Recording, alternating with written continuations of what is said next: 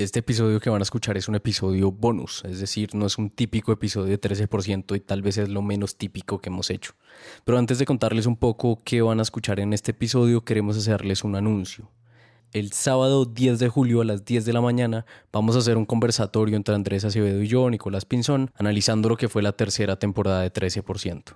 Va a ser un espacio para contarles las anécdotas y reflexiones de los 13 episodios de la tercera temporada. Queremos que nos acompañen en este cierre de temporada. La forma de inscribirse para este evento es estando atentos a nuestra línea de WhatsApp. El número de WhatsApp de 13% es, tomen nota, más 57 305 298 1984. Guárdenos como contacto, escríbanos y pronto estaremos mandando toda la información. Este número, por si no lo pudieron anotar ahorita, también lo pueden ver en las notas del episodio, en nuestra página web o en nuestra cuenta de Instagram. Por ahora, agéndense para el sábado 10 de julio a las 10 de la mañana. Ahora sí, entrando a este episodio, lo que van a escuchar es un análisis de nuestro subconsciente, de esas ideas que hemos venido construyendo en 13% desde hace más de 2 años. Sabemos muy bien que es un episodio largo y la calidad del sonido además no es la mejor. Sin embargo, queremos compartirles esto porque nos parece valioso. Ahí está gran parte de nuestro proceso, de nuestras ideas pasadas y actuales y algunos aprendizajes que realmente creemos que les pueden ser útiles. Para entender por qué estamos hablando de subconsciente de 13%, primero escuchen esto.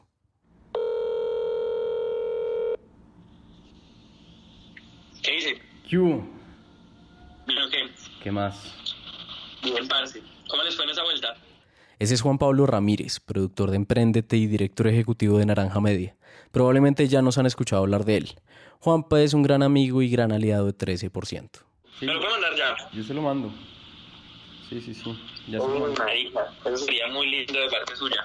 Oiga, mientras se lo mando, ¿le puedo hacer una pregunta?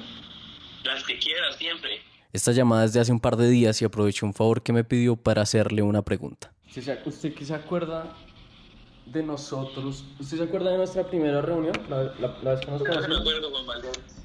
De la 93. El escenario, Juan Valdés del Parque de la 93 en Bogotá. La fecha de lo que está hablando Juanpa, 3 de abril de 2018. Me acuerdo que yo iba en bicicleta, me acuerdo que hablamos mucho, me acuerdo dónde estábamos sentados. Me acuerdo... Uy, yo hablé mucha mierda. Pues es probable, ¿no? Es probable. Sí, yo hablé muchísima mierda. Pero ¿se Me acuerda acuerdo. como qué pensó de nosotros? Pues como... Sí, estoy tratando de acordarme. Me acordé, o sea, como que dijimos, oiga, nos hemos visto, ¿cierto? Ujú. Y como que estamos atarcados y a mí me cayeron ustedes muy bien en esa primera conversación, muy bien. Eso, hay que decirlo, no es necesariamente lo normal. Para mí fue rápido, yo entendí rápido que ustedes lo iban a hacer en serio, yo entendí rápido que ustedes tenían cosas referentes, yo les vi preguntas inteligentes, les vi preguntas reales, les vi que ya habían hecho cosas, que ya tenían las ideas, que ya querían, ya tenían la idea o sea, ya tenían una idea clara. A mí me gustó mucho la idea del 13% desde que la conocí, weón. Yo me acuerdo mucho que cuando yo escuché ese cuento del 13%, que yo sé que cuál es narrativo, eso es un ejercicio, eso es como cuando uno dice, ¿sabes? Usted escuchó ese cuento de que por cada dólar que uno paga, por cada taza de café que uno se toma en Estados Unidos, ni siquiera un dólar le toca a los campesinos. Uh-huh. Eso es obvio, hay un montón de cosas que no estamos explicando en términos de cadena de proceso de valor. Uh-huh. Los campesinos no venden tazas de café, venden café en grano. Uh-huh. Eso hay que tostarlo, después hay que empacarlo, después hay que mandarlo a Estados Unidos, después hay que pagar arriendo y después hay que hacer una taza de café. Obvio, por cada hash brown que ustedes comen en McDonald's, no le toca nada al papero de Dakota del Norte, huevón, porque ese no es el negocio de Dakota del Norte, huevón. Pero eso mismo pasa con 13%, porque ustedes no están subiendo el indicador, pero sí es ser una herramienta súper poderosa que ustedes van a poder agarrar, donde van a empezar a hablar de cosas diferentes. ¿Por qué? No, quiero como entender mis raíces. Uy, bueno, cuando quiera hagamos lo que quiera. Listo. Ahora hablamos, chao. Juan Pablo hace 2 años fue uno de nuestros referentes. Esa reunión en abril de 2018 en ese Juan Valdés fue fundamental para nosotros. Una reunión memorable. Memorable aunque no lo teníamos tan claro. Uno de estos días de cuarentena me puse a organizar mis archivos en el computador. Encontré miles de audios, encontré todo tipo de cosas, en algunos yo cantando, otros yo grabando a los jefes que tuve cuando sabía que no les iba a entender lo que me decían, otros en fiestas y conversaciones absurdas, no sé bien por qué, y de repente, pasando los audios guardados, escuché esto. Es muy difícil que ustedes me digan qué quieren del podcast o del proyecto, lo que sea que se vuelva, porque se puede volver muchas cosas como al lado. Es muy difícil que ustedes me respondan qué quieren a final de este año, pero les juro que es más fácil que me digan qué tienen en la cabeza en 20, como qué es lo que se sueña. Y sí es lo que se están imaginando. No me acordaba, pero había puesto a grabar esa primera reunión con Juan Pablo en abril de 2018. Y ahí, cuando le compartí esta joyita a Andrés, entendimos algo. Juan Pablo Ramírez, el pereirano, ese gran conversador y soñador, es el subconsciente de 13%. Con Andrés decidimos escoger algunas partes de esa primera charla con Juanpa y comentarla. De ahí salió todo esto. Acá se los dejamos. Andrés Acevedo y yo en nuestro estado más natural, echando memoria de 13%. Memorias que empiezan a finales de 2017. Entonces yo llegué a Colombia en octubre y estuve todo octubre y todo noviembre intentando descifrar qué hacía con mi vida. Y usted mientras tanto estaba en Sao Paulo, en Río de Janeiro. Y Sí. en diciembre, creo que fue la primera vez que le escribí yo a usted que hiciéramos un podcast. Y entonces nuestras primeras conversaciones fueron en enero y luego quedamos en en que yo le escribí a Juan Pablo. Y yo le escribí el 27 de febrero del 2018. Uh-huh. Y el man me ignoró hasta... ¿Usted eh, qué le escribió? yo le escribí una vaina larguísima. Em, Juan Pablo, hola, ¿cómo vas? Soy Andrés Acevedo, Juan David me pasó tu número. Y luego empieza un mensaje todo romántico. Hace 3 meses pasaron dos cosas. La primera fue que junto con mi amigo Nicolás decidimos empezar un proyecto, un podcast. La segunda fue que los empezamos a escuchar a ustedes. Hoy somos fans los dos. El episodio de Colombia estuvo ganador, es el que más me ha gustado. Entonces lo primero es felicitarlos. Nos encanta el formato que tienen y el contenido nos ha aportado mucho. Aunque apenas estamos empezando, estamos muy emocionados y ya hemos hecho cosas que nos motivan mucho. ¿Qué habríamos hecho? Como reunirnos, ¿no? Creo que, no, es que cuando nos reunimos con Juanpa, ahí todavía no, supongo, pero cuando nos reunimos con Juanpa ya habíamos grabado, yo creo que el episodio piloto. Sí, sí, eso es verdad. Entonces por eso creo que ya había pasado algún tiempo. Bueno, entonces pues digo, por ahora nos gustaría mucho conocerlos y contarles más sobre el proyecto y por supuesto aprender de ustedes. Nosotros pensamos que tenemos propósitos similares. Ah, no. Nosotros pensamos que los que tenemos propósitos similares tenemos que juntarnos y crear comunidad. Vea pues. Usted siempre escribía mensajes así, ¿no? Como tiene, Sí, sí, tiene sí. que hablar conmigo. Como todo falso, ¿no? Qué grande, qué grande. Ojalá también logremos avanzar en crear una cultura de podcast acá en Colombia. Contame qué opinas y miremos a ver si podemos cuadrar para reunirnos y conversar. Y ahí Nosotros chulitos estamos a azules. café, cerveza, hamburguesa o lo que sea. Desde ya te agradezco por tomarte el tiempo para leer este mensaje y que tengas un buen día. Eso O sea, fue, era cuando comíamos hamburguesa y tomábamos cerveza. sí, esas Qué raro. épocas. Eso fue 27 de febrero, el man no me contestó hasta el 17 de marzo, que me contestó un voice note de 23 segundos, que en este momento no puedo poner a reproducir porque ya no existe. Pero estoy Ah, seguro que era como todo apenado, como man, qué pena, qué pena, qué pena. me lo imagino como que mientras mandaba ese voice note, montaba bicicleta y usaba como un nuevo negocio. Literal. Y, y entonces, yo creo que me lo mandó porque yo conozco al primo de Juan Pablo y yo le había dicho, oiga, su primo es una ratilla, ¿no? No, nos dejó bien ignorados a los wannabe emprendedores. Ahí pasó un mes, ya era marzo. Sí, pasaron como casi 20 días. Mm. Y luego el día que nos vimos fue el 3 de abril. Ok. ¿Usted se acuerda el día que nos vimos? ¿Se acuerda? Eh, sí, no me acuerdo qué habíamos hecho antes. Me acuerdo que fue por la noche en el Parque La 93, en Juan Valdés, ahí en unas Sí. mesitas de la terraza. Pues escuchando el audio me acordé que era debates, creo que era de la alcaldía, ¿no? No, No, era presidenciales porque los iban a pasar por Teleantioquia. 2018, sí, presidencial.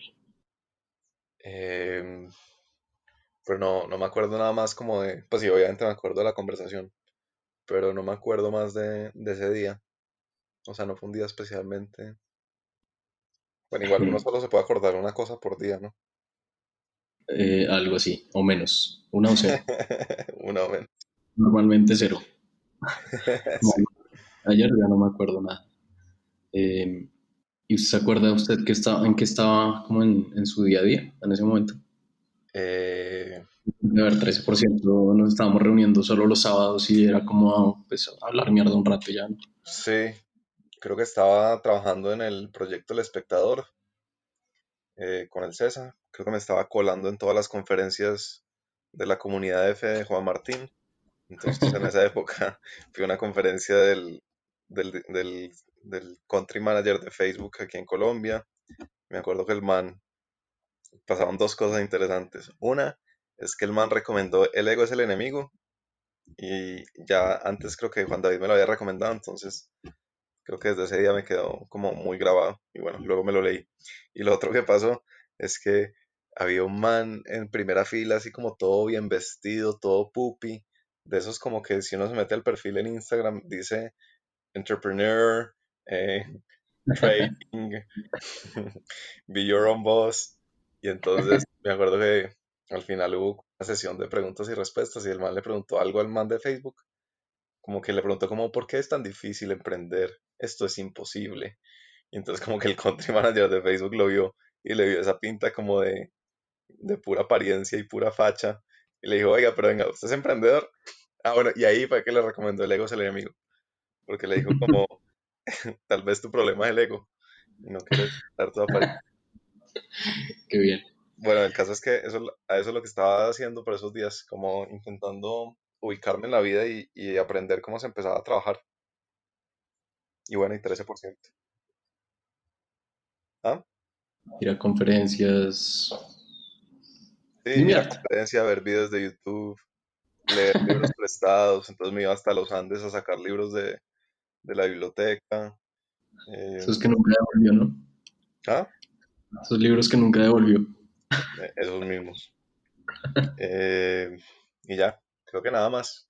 Y a ver, y amorosamente, bueno, no hablemos amorosamente. Casi parecía como si yo el que estuviera tomando vino, No sé por qué quería meter el tema amoroso. porque una siempre se ubica amorosamente en la vida, ¿no le parece? Ahí uno se ubica, sí. Por eso es que todo es una constante. Ajá. Bueno, ¿y usted en qué andaba? Esa es la No, tú dinámica de sabes. este podcast. Sí. No, yo era funcionario público. Ah, sí, Estaba- ajá, la super. Yo creo que esa vez que nos reunimos con Juan Pablo, yo estaba vestido como, pues como se visten los funcionarios públicos, ¿no? Obvio, en su Con trajecillo. corbatica y trajecito. Todas esas vainas que espero no volverme a poner salvo en los entierros. Yo tampoco me acuerdo mucho de ese día, como antes de ese día. Yo creo que siempre iba medio de afán. Si es que esa fue una época bien afanosa, pues en realidad esa y los 2 años que le siguieron. Y el resto de la vida. Sí, sí, sí, yo sí estoy amando esta cuarentena por eso. Eh, sí, no, yo era funcionario público, estaba trabajando tiempo completo, creo que duro, o al menos yo quería darme duro. Y lejos, además, al otro lado de la ciudad. Era bien lejos, era por allá, por el aeropuerto. Y tocaba llegar al Parque de la 93. Yo ya conocía a Juan Pablo. Y yo ya conocía a Juan Pablo desde antes, porque habíamos trabajado en un voluntariado en algún momento, en alguno de los miles de voluntariados que yo hice durante la universidad. En uno de esos coincidí con Juan Pablo, pero como que no, pues como que nos conocimos y ya, no éramos así pues amigos.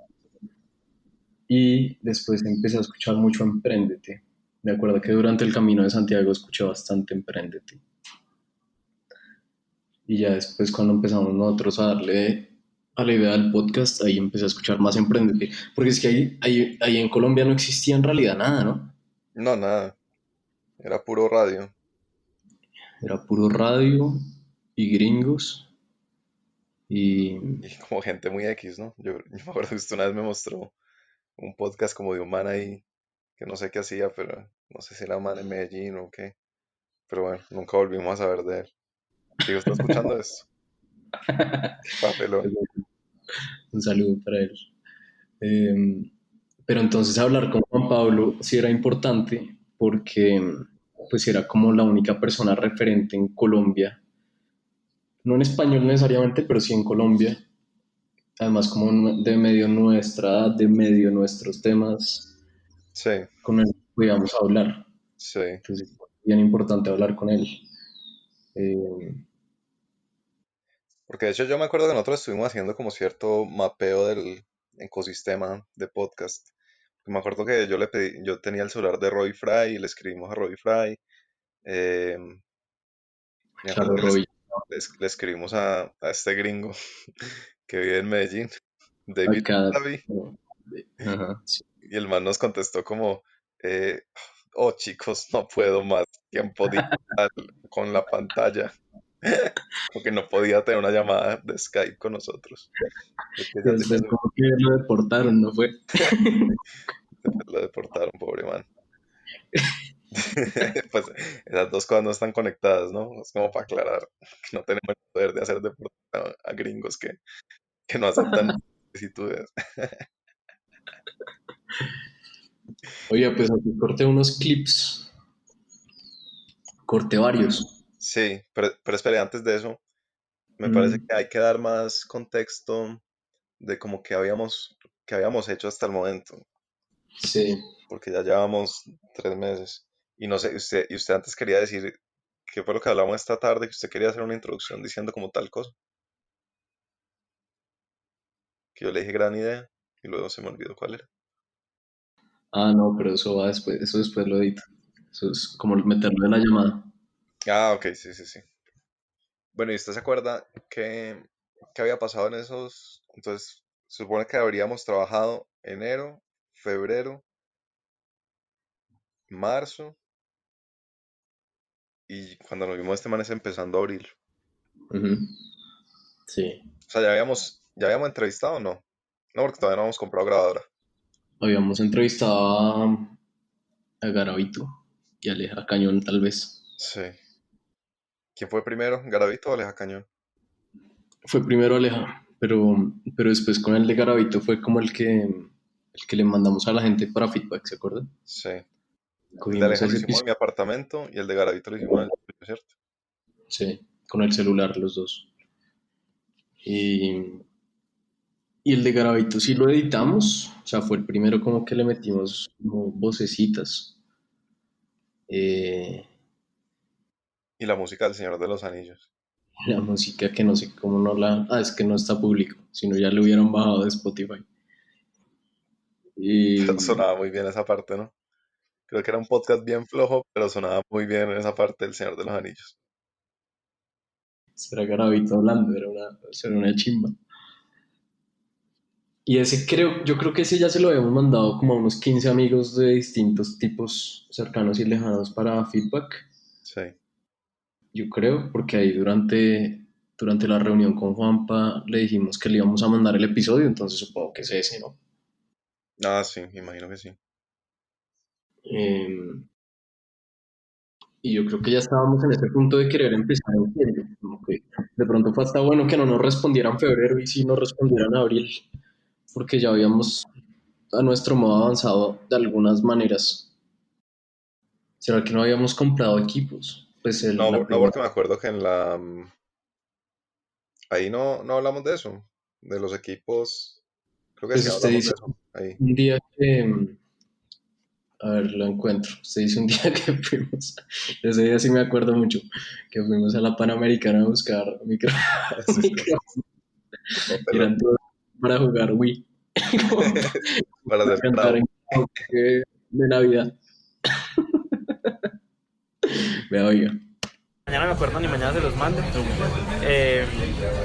No, lo del equipo les iba a decir, es re importante, weón. No hay nada más horrible. O sea, para mí no hay nada más frustrante que escuchar los primeros 30 episodios de nosotros. Nosotros compramos un micrófono, esos web. Weón. Pésimo. No es bueno. Nosotros una vez fuimos a Panamericana a comprar micrófono y dijimos, no. No, compramos No, uno micrófonos de karaoke. Después. Pero no sé si ya habíamos comprado la Zoom. Ni idea. Yo creería que no. Que estoy buscando la entrevista a Juan Martín a ver cuándo la hicimos. Y creo que fue. Pero es que la de Juan Martín no fue la primera. ¿No? Primero, el que debutó con esa grabadora fue Rafa. Ah, sí. Y después Uy. Juan David. De hecho, después Juan David. ¿Sí? Sí, y después sí Juan Martín y Laura, solo que después decidimos cambiar el orden al sacarlos. Creo que por sacar a Juan David de cuarto, no sé. Ok. Bueno, el caso. Bueno, ¿cómo es la dinámica del podcast? No sé, ni idea. Pero podemos escuchar los clips y comentarlos, a ver qué De pasa. una. ¿Pero vamos en orden o qué? Sí, yo lo sé para acá. Este se llama No vamos a competir. Cómo va la cosa. Pero si hay una cosa que no puede pasar es una noción de competencia. Porque en ningún sentido vamos a competir. Y por eso me parece la verga que estemos acá sentados hablando. ¿Por qué? ¿Usted qué opina de eso? O sea, no porque estoy planteando esta dinámica para los clips, sino porque en verdad me interesa saber usted qué opina de la competencia. Y ya le digo yo qué creo. Yo creo que, contrario a la radio, por ejemplo, los horarios sí son mutuamente excluyentes. Entonces, la FM de las 7 sí compite contra la W de las 7 porque toca, porque solo se transmite en ese momento. En el podcast no pasa eso, porque uno puede escuchar primero Emprendete y después 13% y después cualquier otro. Y además, sobre todo en ese momento, hace 2 años, no, y todavía no. Eh, pues el podcast sigue siendo un medio no tan fuerte ni en Colombia ni en América Latina. Entonces, a uno sí le interesa que la gente escuche otros shows para que de alguna manera se enganche como con el formato de podcast y se empiece a escuchar mutuamente. Pero igual, y sí siento que en Colombia hay cultura como colaborativa. O sea, yo creo que usted no está en ese grupo, pero yo estoy en un grupo de podcasteros. Eso habla mucho de mi cultura colaborativa. Con los de Presunto Podcast, con los de La No Ficción, con los de Cartagena Federal, con varios. Y sí hay como colaboración, como que, a ver, yo siento que ellos tienen como otro ámbito que es más entretenimiento y más periodístico, que nosotros no encajamos tanto, como Emprendete tampoco encaja tanto, pero entre ellos son muy colaborativos y se ayudan un montón y entre ellos trabajan con ellos mismos. Entonces, yo creo que no es solo un decir, sino que en realidad sí está pasando. Creo Sí. que nosotros no lo estamos haciendo tanto, estamos como medio aislados en nuestro mundo, salvo por Emprendete, creo. Sí. A mí me parece que es muy difícil, o sea, suena muy bonito colaborar y no ser competitivo, pero me parece que es muy difícil como superar esa mentalidad que yo creo que uno le ha ido como así, o sea, yo nunca me he considerado competitivo, yo nunca he sido así como el que se pone bravo porque pierdo, que soy evidentemente competitivo como pues Michael Jordan, pero, pero igual a mí sí me pasaba que durante un muy buen tiempo veía a los otros podcasts como con algo de, no sé, como bajo un filtro de la competencia de querer encontrar razones por las que nosotros éramos mejores o razones por las que ellos eran malos. Eh, y eso fue mucho tiempo. Y yo creo que la mayoría somos así porque, como decía María Emilia Correa cuando la entrevistamos, eso es una noción del colegio y es muy difícil desprenderse de lastres del colegio. Y la competencia es uno de esos. Entonces, pues a mí sí me pasaba eso.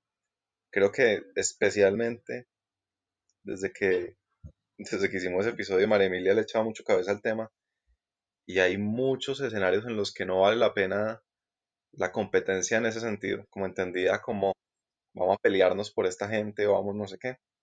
Entonces ahora cada vez más me siento más colaborativo. O sea, igual todavía no quiero estar en el grupo de podcasteros, porque ya nos representa demasiado bien y yo no haría una mejor labor, pero,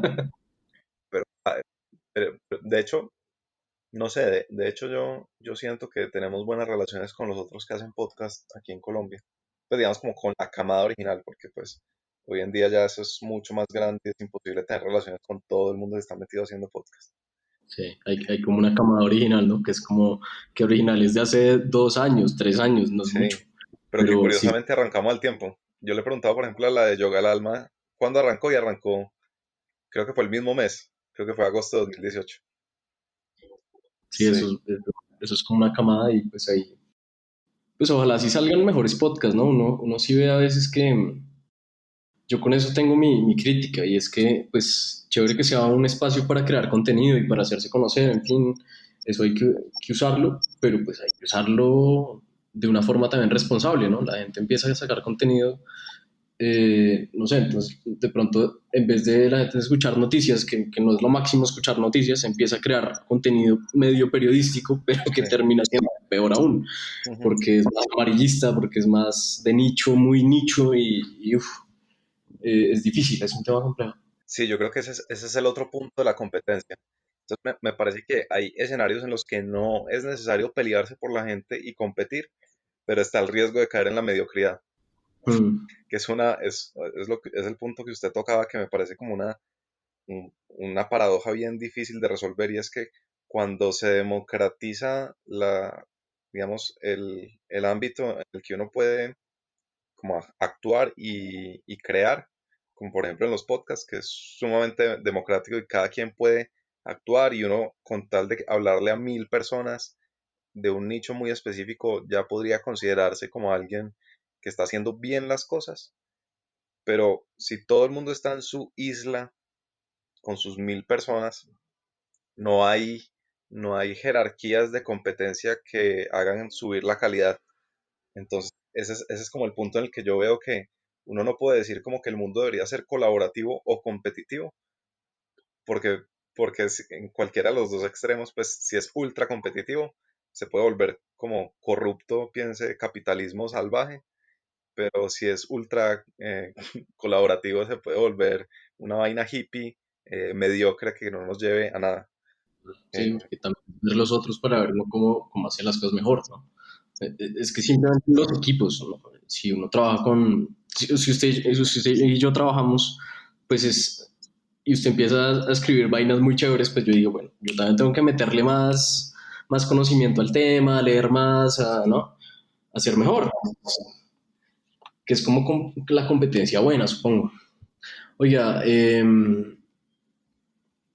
¿usted se acuerda hasta ese momento que habíamos estudiado, antes de abril de 2018, que habíamos como estudiado para tratar de sacar un buen producto con nuestro podcast? no, me acuerdo que veíamos puros artículos como de cosas muy específicas. No sé por qué nos metíamos tanto en lo específico, como de cómo hacer mejores preguntas. Creo que yo en mi carpeta de ese momento, yo siempre, no sé, antes cuando no tenía como metodología de investigación, mi solución era tener dos carpetas enormes en el escritorio del computador y ponerle nombres que a mí me parecían atractivos. Entonces, en ese momento, mi estándar de atractivo creo que era igual a cliché, como que yo Como pensaba que era atractivo, pero en realidad era como el cliché más grande que podía encontrar. Entonces creo que esas carpetas se llamaban algo así como de The Pursuit of Happiness. Entonces, esa era la investigación de cómo encontrar felicidad en el trabajo. Bueno, después hablaremos de felicidad. que, Y otra carpeta me imagino que era como cómo hacer mejores preguntas, algo así por el estilo. Y leíamos puros artículos y creo que intentábamos como nutrirnos un poco de referentes que queríamos perseguir. sí. No sé si eso es verdad. Eh, Sí, yo sí me acuerdo de estudiar mucho a Tim Ferriss en ese momento, ambos. O sea, no sé, yo creo que usted lo conoció primero que yo, seguramente. pero me acuerdo que lo estudiamos mucho para hacer preguntas y me acuerdo que en un principio pensamos que ese podría ser el formato nuestro. También esta conversación con Juan Pablo en algún clip lo veremos, como que nos dio esta idea narrativa de, bueno, por ahí puede haber algo. Pero acá Juanpa nos presentó dos temas que uno no nos importó y el otro creo que nos marcó bastante. Hay gente haciendo cosas bacanas y en lo que les puede ayudar, parce, de una. Varias vainas que se me que vi. Ustedes están estudiando. Hay mucho curso gratis de hacer podcast. Hay uno gratis que es el primero que nosotros hicimos antes de empezar, que es el que hace John Lee Dumas. John Lee Dumas es el primer podcaster que nosotros empezamos amando. Hoy no me gusta ni mierda lo que él hace, pero él fue la puerta de entrada. Y él, adicional a eso, montó una vaina que se llama Podcasters Paradise. Es como una mega red de gente que hace podcast en Estados Unidos y él hace cursos y muchas mierdas. La mayoría cuestan mucho. Nunca hemos pagado nada de él. La membresía anual son como $2,000. Es una cosa cara que ha subido mucho, pero tiene un curso gratis de hacer podcast, que es bien bacano. Pero el mejor que nosotros hemos hecho, que se lo pagamos, yo tengo acceso, o sea, cuando nos lo pagamos en una vaina que se llama creativelife.com, uno lo paga una vez y queda como con el acceso abierto a eso. Entonces yo tengo el login, no tienen que pagarlo, o sea, mañana les paso el login para que lo hagan. Es muy bueno, es un man que se llama Alex Blumberg. Alex Blumberg fue el productor de Planet Money, que es uno de los buenos de NPR.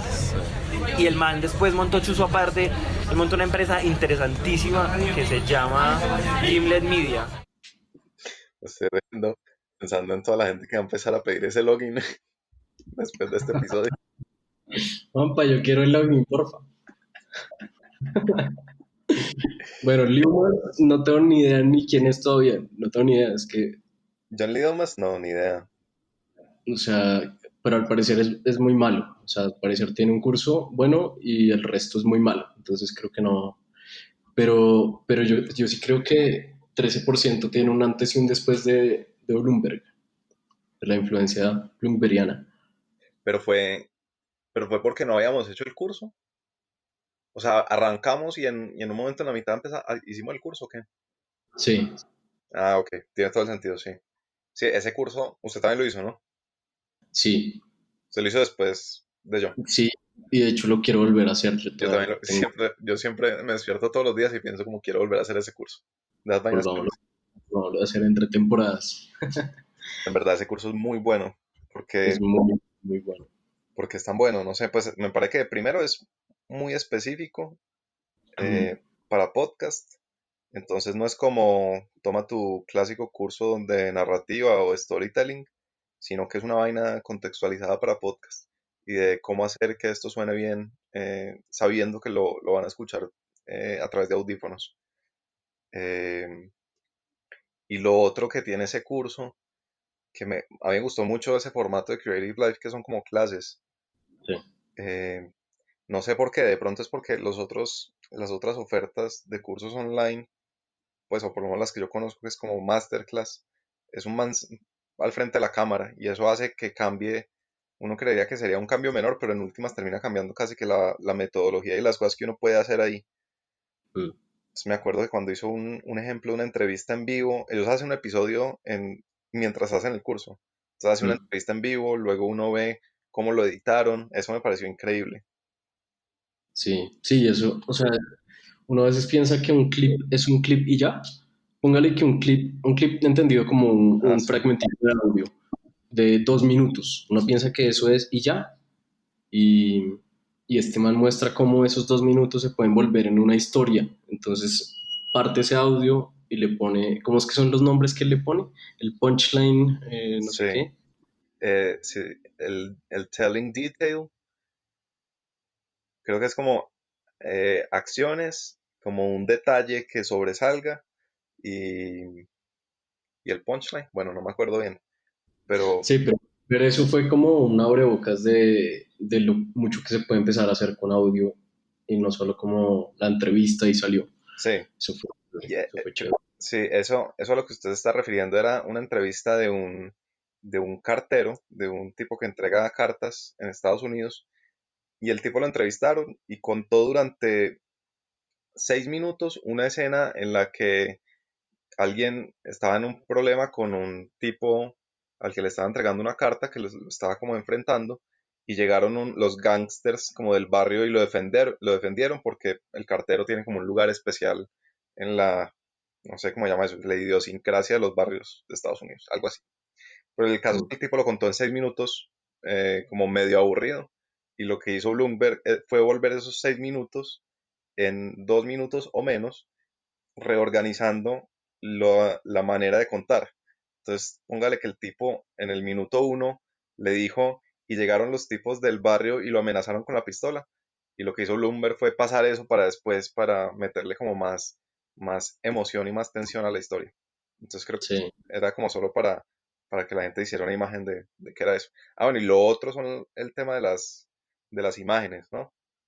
Como que Bloomberg le enseña a uno que tiene que buscar imágenes visuales y como escenas nítidas en el formato de audio para que la gente se lo imagine. Y bueno, creo que Sí. eso es lo que hemos hecho 2 años. Y Bloomberg en realidad es el papá de, bueno, no es Bloomberg, en realidad es Ira Glass, pero This American Life es el papá de los podcasts narrativos. De ahí se desprende pues Radio Ambulante. Radio Ambulante es una gran influencia de Emprendete y nuestra, y pues Emprendete es una gran influencia nuestra. Entonces, creo que sí es un curso muy clave si uno quiere hacer un podcast narrativo. De hecho, ahorita Juanpa que está como pensando en cómo tener más productores en su empresa, yo algo que le decía es clave que hagan ese curso todos. Clave.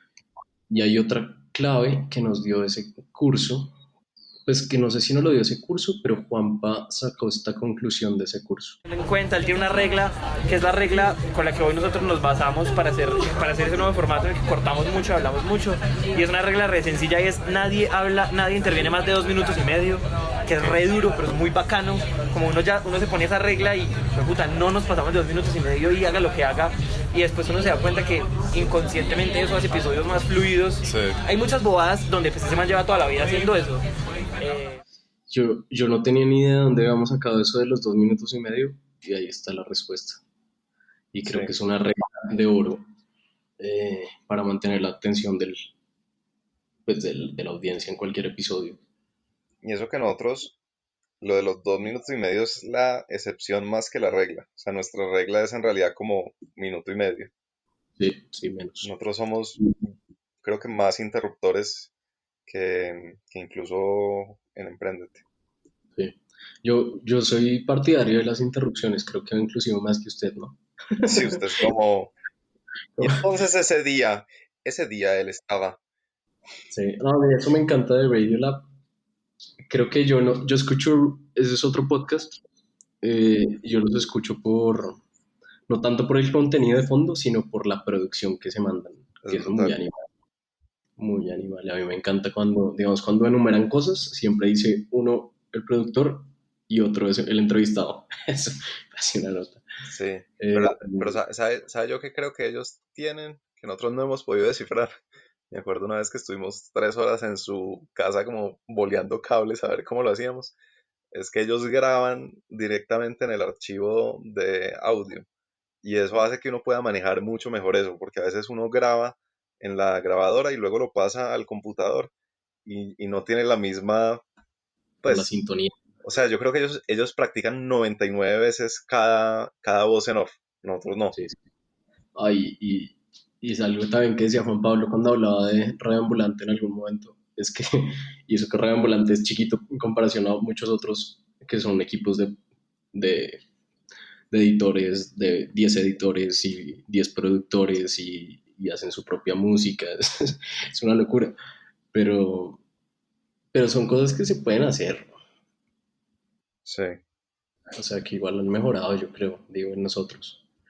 Bueno, esa es la regla del 2 minutos 30. ¿Qué viene? Bueno, ahí sí, creo que con esto cierra como el tema de formato, que me parece que Juanpa nos influenció, pues que Juanpa Emprendete ha sido referente nuestro en muchos sentidos. y acá nos puso esto. Que todo eso lo podíamos hacer con narrativa, o sea, con contenido altamente narrativo, que es el gran reto. Rico de escuchar, que emocione, que si podemos hacer a la gente llorar, la podamos hacer llorar, que es un reto del hijo de puta. Pero transmitir emociones, finalmente las emociones, uno aprende con emociones. ¿Usted cuál cree que ha sido el episodio de 13% en el que la gente o más ha llorado o más ha estado con el ojo aguado, con el ojo empañado? Yo creo que pasa, algo me he dado cuenta de 13% es que es muy de identificarse. Entonces, creo que es una respuesta difícil de responder, pero igual le voy a decir la mía porque yo soy así divisor y polémico. Eh, pero en general 13% es algo con la que la gente, o sea, usted puede saber más o menos, ya que, digamos, tenemos unos oyentes con los que hemos interactuado durante años, uno puede saber a quién le va a encantar un episodio conociendo al entrevistado. Entonces, por ejemplo, yo creo que el que más ha hecho llorar a la gente es el de Cristina Valdivieso, porque creo que no son pocas nuestras oyentes que han tenido un papá que ha exigido mucho de ellas y que ellas han crecido con la idea de que tienen que ser la mejor y han sido las mejores y en un momento de la vida se dieron cuenta que pues nunca le echaban cabeza hacia dónde estaban yendo, sino que simplemente estaban dedicadas a ser los mejores y los mejores como en una carrera que nunca le echaron cabeza hacia hacia dónde las llevaba. Eh, y eso lo digo pues porque me acuerdo ese día que me escribieron un montón de oyentes de 13% que se identificaron con la historia de Cristina. Entonces creo que mucha gente ha llorado con eso. Y lo estoy diciendo más que todo no como especulando, sino de gente que me haya escrito. Me ha escrito también gente con el de Harold Ramírez, Sí, eh, que los ha claro, emocionado. Creo que mucha gente también con el de Cristian Muñoz. de No, Cristian. A mí usted, ese me pareció emocional. sí, pues, sabe que yo creo que al principio éramos más emocionales. Éramos más humanos, ¿no? Al principio éramos todos humanos. No, yo creo que es como madurar, ¿no? Como que yo creo que antes uno tenía como métricas equivocadas. Pues Sí, obviamente sí, sí. todo es parte del proceso, pero me acuerdo que antes nos emocionábamos mucho, o por lo menos yo me emocionaba mucho cuando alguien nos citaba, como en Instagram, si subía una story como con algo que uno hubiera dicho. Sí. Eh, y entonces en ese momento como yo pensaba, uy, wow, qué increíble escribo. Pero ahora no lo pienso así, ahora digo como, pues escribí algo que la gente le emocionaba, que no necesariamente es gran escritura, es como, Ah, ¿sí yo me nunca me entiende? entero cuando la gente nos cita, pero igual creo que me emocionaría, creo. No, pues, sí, sí, y creo que es verdad, los primeros episodios buscaban más esa emocionalidad, después buscan más simplemente la narrativa y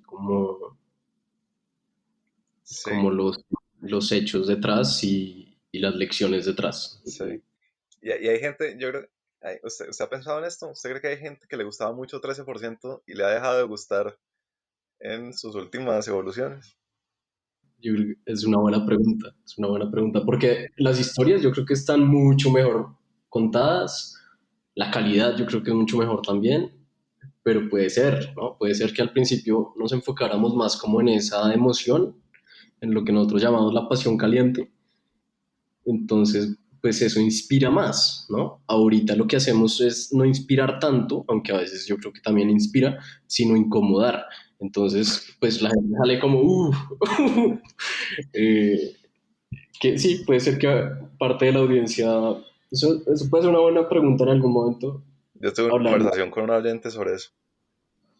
¿Y dijo eso? Sí, me dijo como, yo les entiendo todo el tema de la narrativa y de contar historias y de lecciones valiosas, O pero, sea, weón, pero no sé si me gustaba más antes. Y me dio como un ejemplo de que en esos primeros episodios, diga usted ni siquiera segunda temporada, sino primera temporada, eran más dispersos. Entonces era casi que más entrevista con intervenciones bonitas nuestras, o sea, como una entrevista decorada. Pero entonces el sí, punto de eso era que había más posibilidades de que el entrevistado dijera algo con el que el oyente se identificara pero que de pronto hoy en día nosotros dijéramos, uy, ese pedazo de información no es relevante para la narrativa. Sí, sí, yo creo que sí ha cambiado. O sea, digamos, antes hacíamos mucho énfasis como en el abuelo de Jorge Franco, ¿sí? Y toda una ceremonia alrededor del abuelo de Jorge Franco, que eso es lindo, a mí eso me gusta. Ahorita que lo remasterizamos, pues me gustó ver eso. Pero sí lo hemos dejado. ¿Qué? Sí, Pero no yo sé, creo- esta temporada 3 especialmente creo que no. Estoy pensando en algún episodio así emocional. Bueno, de pronto el de Paola, que tiene una historia bien interesante, ¿no? sí. De Paola. Pero Pero también sabe que yo creo que también tiene que ver con no aburrirnos. Como que si nos hubiéramos mm, quedado haciendo historias emocionales, o sea, no seríamos sí, parte del 13%. sí, Digamos, súper total. Yo soy insatisfechos. partidario de que no tenemos que volver a historias emocionales. De pronto, eventualmente, si se da, pues que se dé. Pero, pero sí, si no se queda ahí, pues además también no es en últimas lo que queremos transmitir, ¿no? Yo creo que sí queremos más hacer pensar e incomodar que hacer llorar. Pues, hacer llorar hay un montón de novelas mexicanas, ¿no? Pues ahí están. Eh, bueno, oye, no, a mí el que más me emocionó fue el de, y no solo el momento en el que hicimos la entrevista, sino después el de Cristian Muñoz. O sea, creo que es una historia bien chévere como él se da cuenta durante la entrevista que muchas de sus cosas vienen de la infancia en soledad. Uf, eso me pareció genial. Y cómo con su voz quiere como tratar de ser un acompañamiento en eso a los niños ahora. Pues es una nota. Eso fue espectacular, sí. Bueno, acá viene otro tema que creo que nos parece muy importante. Otra vaina que eso sí repite todo el mundo y es cualquier medio es un ejercicio de constancia y eso es re fácil de decir, pero no es fácil.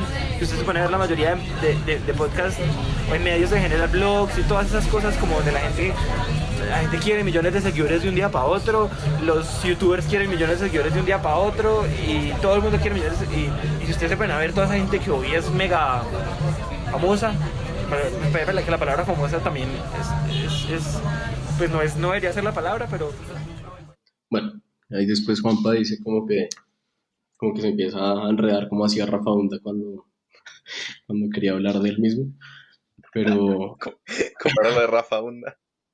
como justicia, pero no justicia, Ah, sí, sí, igualdad, sí. pero pues no igualdad, pero después dice como el formato del podcast es especial, pero pues no es tan especial. Eh, pero toca un tema que yo creo que es clave y que es uno de los temas que más aconsejamos nosotros desde nuestra experiencia hasta el momento, y si es la constancia, ¿no? Sí, como que, o sea, yo creo que durante varios momentos en este episodio voy a decir lo influyente que me estoy dando cuenta que fue Juan Pablo en 13%, pero lo voy a empezar a decir desde ya. Y es como, no sé si ya le hablé de este concepto del man de Jung, Carl Jung, que es como, dice una frase que nosotros no sabemos si tenemos ideas o si las ideas nos tienen. O sea, si son nuestra posesión o nos poseen. Entonces uno puede decir, no, es que yo soy muy partidario de tener un sistema de constancia, yo no sé qué, y que ahora predicamos y sin duda decimos que es de las cosas más importantes que hemos hecho. Eh, pero cuando escuché ese audio de Juan Pablo fue como, o sea, yo soy una pobre marioneta, o sea, el man lo dijo en Juan Valdés hace 2 años y ya desde ahí quedé marcado y es lo que domina todo lo que hago sin saber que ahí se originó.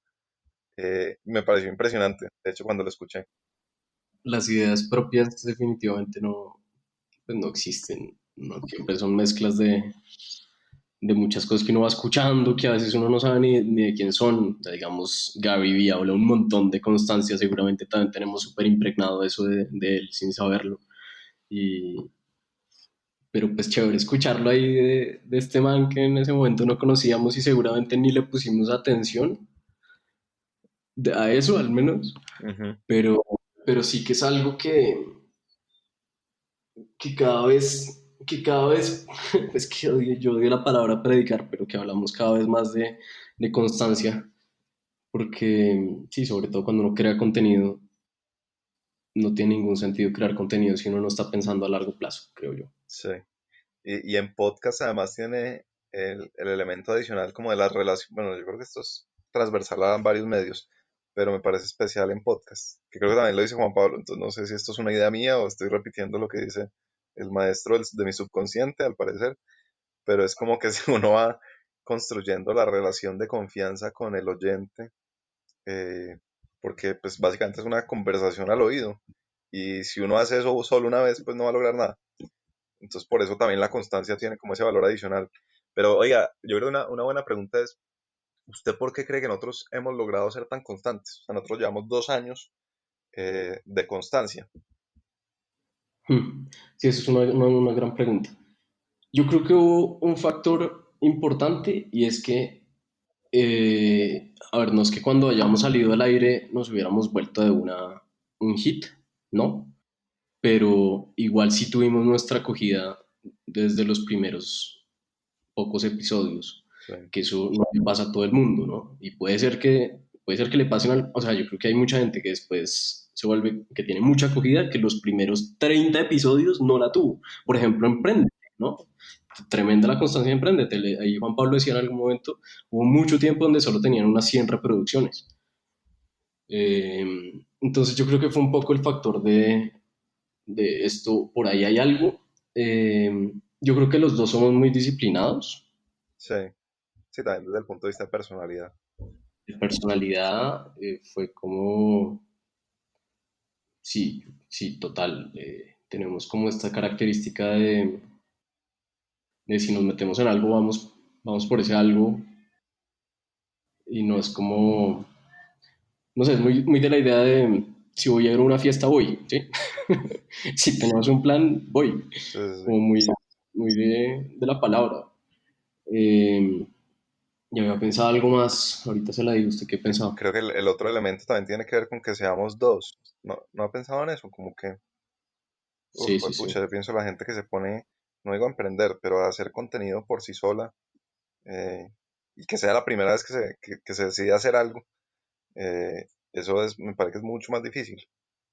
Mm, Claro, hoy en día mm, usted y yo ya tenemos como el musculito medio entrenado, entonces, como que ya no necesitamos ese sistema de, ¿cómo diríamos? Como de responsabilidad o de mm. accountability, pero creo que también ha sido clave. Entonces, como la idea de pues, no solo me estoy quedando mal a mí mismo si no lo hago, sino que me estoy tirando el proyecto a alguien más. Sí. Y hay otra cosa que yo creo que en esto podemos diferir un poco, pero yo personalmente no me acuerdo haber tenido expectativas con respecto a 13%. Es decir, yo lo hacía literalmente por divertirme. Sí, Que, como que de una, ¿sí? Yo tenía más mi proyecto de vida hacia el derecho, ¿no? Entonces por eso creo que de pronto diferimos un poco, pero esa no expectativa enorme también hacía como que no me lo tomara tan en serio, y al no tomármelo tan en serio, contraintuitivamente hace que uno lo haga más, ¿sí? sí, Si uno se lo toma muy en serio y ve que al principio como que no está estallando, no está dando tantos resultados, no está dando plata, o sea, pues de pronto lo deja. sí, A eso mí es me un pasó buen lo punto. contrario. ¿Usted se acuerda de las expectativas, digamos, por ahí en julio del 2018 antes de salir al aire? No, pero me acuerdo en diciembre. En diciembre me acuerdo que le dije a mis papás, relajados, no voy a ser abogado, pero voy a tener un En podcast. diciembre antes, 2017, ¿sí? 2017, sí. Ok. O sea, yo lo presentaba como si este fuera a ser no solo mi proyecto de vida, sino mi fuente de ingresos. Mm, Creo que ya para julio ya había logrado como independiente generar recursos. Entonces tal vez no tenía esa presión. Y no me acuerdo como en ningún momento de estar angustiado de que no fuera a pegar. No sé, como que, o sea, tenía expectativas bajas, tal vez un poco más altas que las suyas, o por lo menos esperaba mm. algo más, pero no lo tengo así pues clarísimo. Sí. Y no, y obvio, a uno siempre le importa, o sea, uno siempre tiene expectativas, uno no hace las cosas porque sí, ya, Sí, pero al tenerlo como un proyecto paralelo y no estar metido 100% en ese momento, creo que sí ayudó también para darle su fluidez natural, sí. para que fuera creciendo naturalmente. Creo que algo que pasaba era que antes de lanzar, en las conversaciones, parecía una muy buena idea, ¿no cree? Como que, o sea, era algo novedoso, nadie lo estaba haciendo. Cuando uno lo conversaba con la gente recibía buen feedback.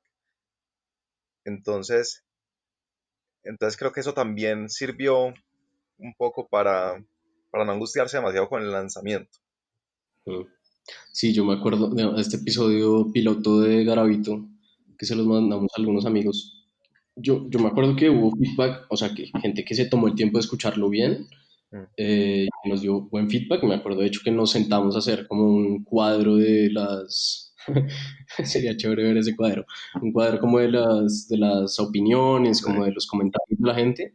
Y me acuerdo que cogimos algunas de esas cosas, pero en general los comentarios eran buenos. Y hoy nosotros escuchamos eso y pues es una mierda. O sea, sí, es un pésimo episodio, pero dentro de todo como que tenía sentido. De hecho, Juanpa en algún momento lo dice, de pronto ahora lo vimos, que sí, al final, que le gusta mucho la idea, ¿sí? Y yo creo que sí era eso, que siempre que le explicábamos a alguien la idea, que ni siquiera la teníamos del todo clara, era como, sí, por ahí es algo que no se habla, sí. ¿sí? Es algo que no se habla, y eso motiva. Oiga, hay un clip que espero que salga en este podcast que es el subtítulo. Ahorita me moría de la risa con el subtítulo. Bueno, sigamos. Sigamos con este no tengo ni idea cuál es, de pronto no hay que comentarlo, no sé cuál es. La distribución es un reto del hijo de puta y uno empieza de chiquito y entonces claro, los amigos de Facebook invitándolos a darle like, emprendete, se acaban y entonces uno dice, ¿cómo, No va aprendiendo amigos.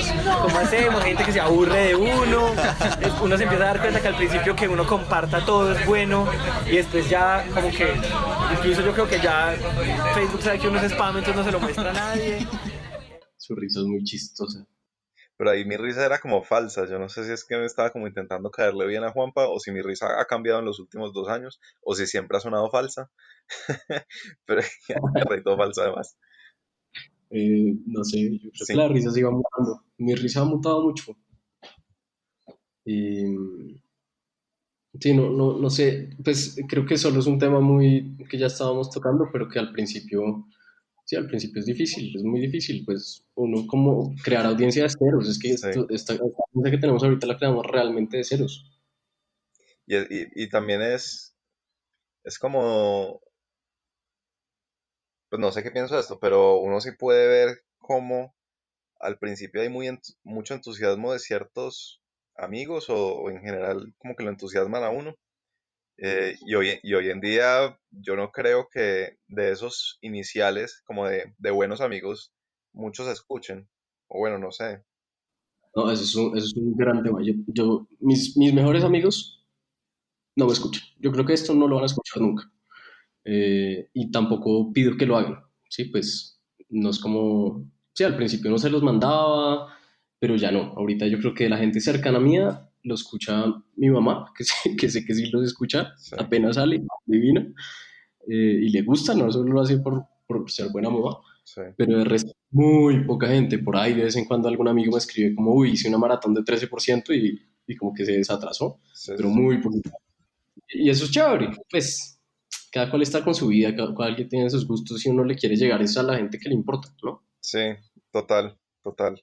Yo por eso, yo a veces veo como una gente como gastando energía innecesariamente, por ejemplo, en esos grupos de podcast que se la pasan poniendo sus episodios, como haciendo spam en el grupo, como de compartir sus episodios.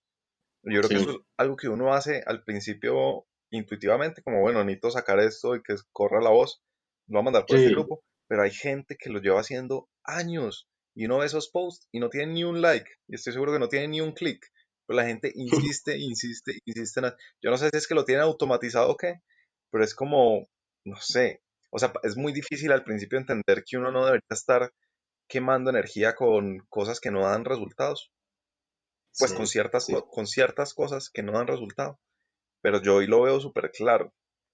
pues obvio, pues llevamos 2 años de experiencia en esto. No, Pero sí, definitivamente esa remada contracorriente de, entonces como, ¿qué hacemos? ¿Qué nos inventamos para que escuchemos más entre nosotros nuestros episodios?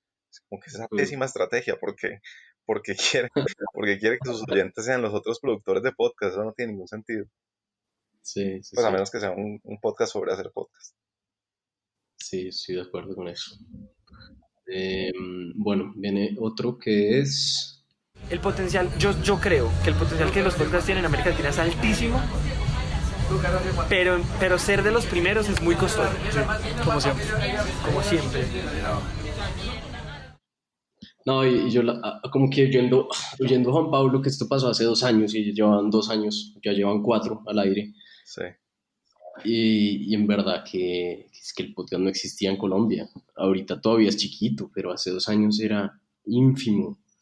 Qué berracos, y ya tenían en ese momento unos 100 episodios o algo así, no sé cuántos tenían, pero qué berracos. No, y habían pagado un precio bien alto.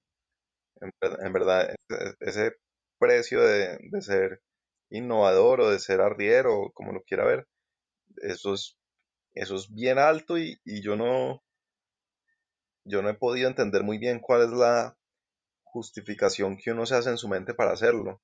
Como uno, porque en verdad que querría asumir tanto sacrificio y tanto como vainas en contra. Pues no, o sea, cuando uno lo ve como, y uno poder decir, yo fui el que abrí camino para todos los podcasts en Colombia, pues ahí sí está su satisfacción. Pero es que uno mira a Juanpa y hace 2 años esa vaina era, o sea, ese día que ese man llegó allá, estoy seguro que estaba hasta el fondo en su tarjeta de crédito, eh, y sin ni idea cómo solucionar eso. Y eso no es una Sí, vaina sí. menor. Mm, sí. Y otro punto es, bueno, no es tanto relacionado con eso, sino que en ese momento Juanpa llevaba 2 años con el podcast y estaba como empezando su proyecto de vida alrededor del podcast. Y es algo que nos está pasando a nosotros también, ¿sí? En contextos muy distintos, en condiciones muy distintas y con proyectos también y expectativas, creo yo, muy distintas, pero muestra algo, no lo quiero generalizar, pero de alguna manera muestra algo, y es que tener un proyecto paralelo como hobby, uno, vale la pena porque es chévere, yo me divierto, pero dos, toma bastante tiempo, 2 años no es poco tiempo para que empiece a tener como sentido de quererse dedicar a eso, ¿no? Sí. Eso es bien chévere. No, pero no sentido de quererse dedicar a eso, porque yo creo que uno puede tener la expectativa, pero evidencia de que lo va a lograr, creo que es más como la palabra. Pero, ¿sabe qué tema interesante surge de ese clip? ¿Usted cree que ahora, Juan Pablo, que es el maestro de nuestro subconsciente, al parecer, ¿usted cree que por eso nosotros no nos preocupamos por la monetización durante tanto tiempo? Como que, o sea, o nosotros al principio, o sea, cuando nosotros nos sentábamos en esas primeras reuniones, ¿eso era un tema de discusión o estábamos simplemente preocupados por sacar el podcast y crear contenido? No me acuerdo bien. Yo tampoco, pero no me acuerdo haber como tenido discusiones alrededor de cómo vamos a monetizar esto pronto. O sea, yo creo que la gente también nos preguntaba esto, cómo se monetiza, y la respuesta era como, no, no se monetiza. Y pues es que es cierto, el podcast por sí solo el podcast no se monetiza. Mm, No me Puede ser monetiza que lo Juan, suficiente. Pues lo pues suficiente como digo, para vivir. por sí solo, o sea, si usted no quiere tener patrocinador, si usted no, Ah, sí, sí, no, sí. contrario a YouTube, los videos, que en YouTube con un número de reproducciones usted ya empieza a monetizar, Sí, sí, eso no pasa. es cierto. Como, puede ser que él nos haya como también metido esa idea en el subconsciente de esto va para largo, perros. Sí. Y yo ahora pienso en eso y me parece que esa ha sido un poco nuestra ventaja injusta, ¿no cree? Mm, Como sí, la paciencia es una palabra muy difícil de describir, pero me parece que ese es un ejemplo de paciencia. mm, O sea, sí, sí, durante sí. 2 años que dentro de su toma de decisiones no haya presiones financieras o de hacer que esto genere caja, eso me parece paciencia y eso me parece que nos ha permitido especializarnos en lo que nos hemos especializado, lo que sea eso. Pues en hacer llorar, o cómo fue que usted dijo, ahora qué es lo que hacemos. Ahora, no sé. Incomodar, incomodar. Incomodar. Sí, yo creo que es la ventaja injusta. Y me parece una gran ventaja injusta. Igual yo creo que se unieron muchos factores, digamos. Yo me acuerdo perfectamente en ese momento que empecé a conocer más a fondo a Simon Sinek, que me marcó mucho, que él habla mucho de eso, ese videito que sale de los millennials, de los procesos y de cómo, no, cómo las cosas importantes nunca son instantáneas. Sí, Eso es algo que a mí se me marcó un montón y creo que esto también fue una buena forma de aplicarlo, ¿no? Porque a veces uno tiene ideas uno recibe ideas, pero no tiene cómo aplicarlas. Y creo que justo ahí se unieron varios factores de empezar a conocer muchos referentes que actualmente muchos siguen siendo referentes y empezar a aplicarlas con 13%. También se junto a eso, como estudiar gente y aplicarlo. sí. Ahora, volviendo al tema del costo del innovador, creo que hay algo como que hay que dejar muy claro, pues no sé si hay que dejarlo, pero quiero decirlo, lo voy a decir. Es como, nosotros en verdad, nuestro timing, sin saberlo, fue un timing muy bueno, porque Mm, no tuvimos que pagar el costo del innovador y nos montamos en esa ola, que es esa primera camada de podcast, cuando la gente estaba empezando a conocer la cosa. Entonces, por simple escasez, como no hay suficientes cosas para escuchar, démosle una oportunidad a estos manes. Yo creo que eso jugó a nuestro favor. Y además del hecho de que, por supuesto, pues éramos muy buenos casi desde el principio. sí, cierto. Ahí viene otro que no tengo ni idea qué es, el título es Emprendete, entonces de pronto podemos, no sé. Oigan, ese es otro reto grandísimo. Traten de tener una comunicación muy cercana con la gente que los escucha. Porque nosotros estuvimos casi un año haciendo y no hicimos el ejercicio. Venga, ¿usted por qué me escucha? ¿Usted qué le gusta? ¿Usted qué siente? Apenas hace, no sé, 5 meses empezamos de que cada que me dio un oyente nos escribe, oigan, esto es muy bacano. Oiga, hablemos por Skype, tomémonos un café, lo que pueda, porque es muy importante saber la gente por qué nos escucha. ¿Usted qué opina de eso? Eh, bueno, de eso yo pues he hecho muy poco, es algo que no me gusta hacer, no me agrada hacer. Eh, si fueran de pronto como llamadas conjuntas o algo así, que hasta podríamos pensarlo de pronto, pero tener que leer todos los mensajes y ver qué está diciendo la gente a mí no me gusta. Yo sé que usted lo ha hecho con mucha más rigurosidad. Sí, pero tampoco es como que haya hecho ese ejercicio que decía Juan Pablo de intentar entender bien quién es nuestra audiencia. Eh, y yo no estoy tan seguro de qué tan beneficioso sería tener planillado a cada persona, pues muy específicamente a nuestra audiencia. Yo creo que también no saber le permite a uno no enfrascarse como en las fórmulas que le funcionan.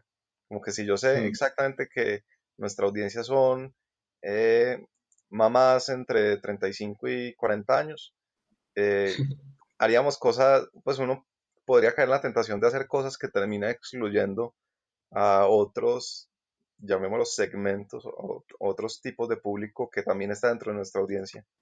Entonces, pues, o sea, ha sido muy chévere. O sea, como usted dice, yo he hecho el ejercicio y me gusta hacerlo de conversar con las personas que nos escriben. A veces se puede volver agobiador eh, y es muy difícil, o sea, es muy difícil usted hablarle a 20 personas en un día. Eh, Mm. entonces, pues yo estoy seguro que la gente también entiende pues que no, que somos dos gatos y que no es como que tenemos un equipo ahí de servicio al cliente dispuesto a conversar con todo el mundo. Pero igual, pero creo que eso, si hay algo que decir es que ese ha sido tal vez nuestra principal métrica de saber que nos está yendo bien. Y es como las conversaciones que hemos tenido y como los mensajes que nos llegan. Entonces, pues esto no es como para que nos dejen de mandar mensajes, como que Sí, no, y esos mensajes son realmente motivadores, como que sí, sin duda. hacen que muchas cosas tengan sentido. Y ahí hay como como dos corrientes en la gente que sabe mucho de estos temas. Uno ve, digamos, a Gary Vee y el man dice, hay que leer todos los comentarios, hay que estar muy pendiente de todos. Ujú. Y después uno ve a gente como Seth Godin, que creo que nunca ha leído un comentario que le han hecho. Y ambos son, a su modo, pues, referentes y reconocidos y muy buenos, creo yo. Sí. Entonces, no sé, es difícil. Y yo creo que nosotros hemos aplicado tal vez un punto medio, donde uno lee los comentarios, donde uno recibe los mensajes, que tampoco es que sean millones, ¿no? Sí, no, Pero pues tampoco. cada vez... y toma lo que quiere tomar, pues. No hay nada más importante que hablar con la gente que los escucha. Porque hay gente, va a haber gente muy rápido, más rápido de lo que ustedes creen, que va a estar esperando el episodio de ustedes porque lo va a acompañar a la casa. O sea, para mí Radio Ambulante y aprender de grandes es muy importante porque es que yo todos los días sagrado, o sea, todas las semanas sagrado me escucho algo de ellos y cuando no salen quedó es como cuando como que yo llegué acá y ustedes no están. Eso siento yo cuando Reambulante, o sea, Reambulante en Semana Santa no saco episodio y yo quedé más embalado que ningún. Sí, ese es un tema chévere y es cuando uno, que sí va muy de la mano de lo anterior, pero es cuando uno siente que ya se vuelve responsabilidad sacar el episodio, ¿sí? Que uno no solo lo está haciendo por uno, sino que también lo está haciendo por otra gente y que uno sí le está aportando a otra gente. Cuando llega ese momento, que nosotros no tenemos ni idea cuando nos llegó, yo creo que fue medianamente rápido también por los temas que tratamos, eh, pues uno ya siente la obligación de hacerlo. Toca sacarlo, toca acabar el...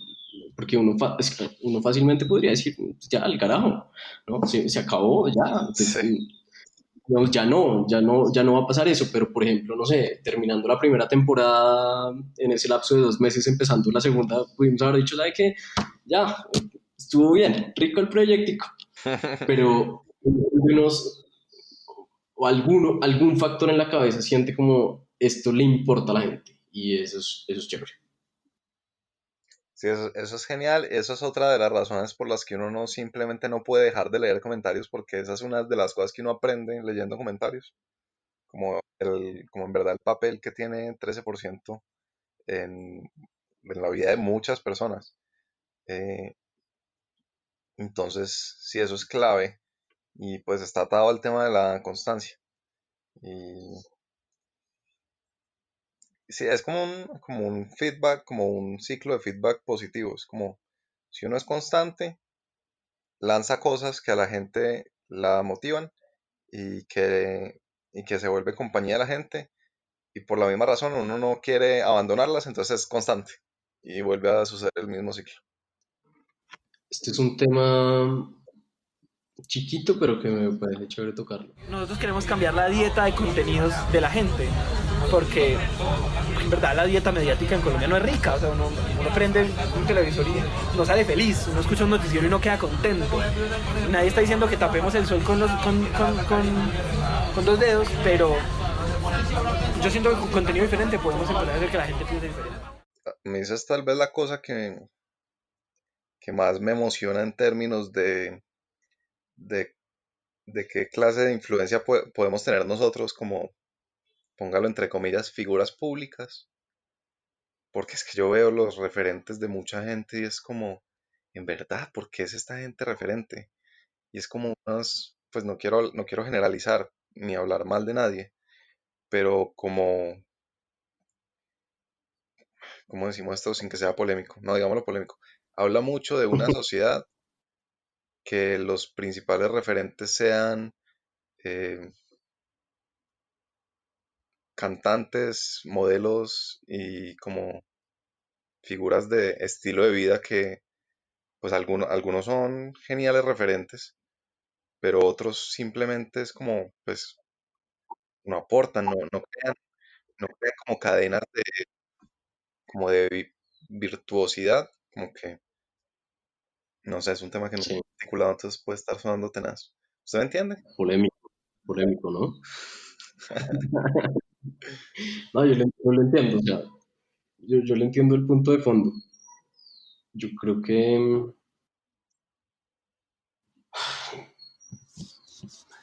sí, no, para ponerlo de otra forma, a mí me hace sentir orgulloso el contenido que ponemos, Ujú.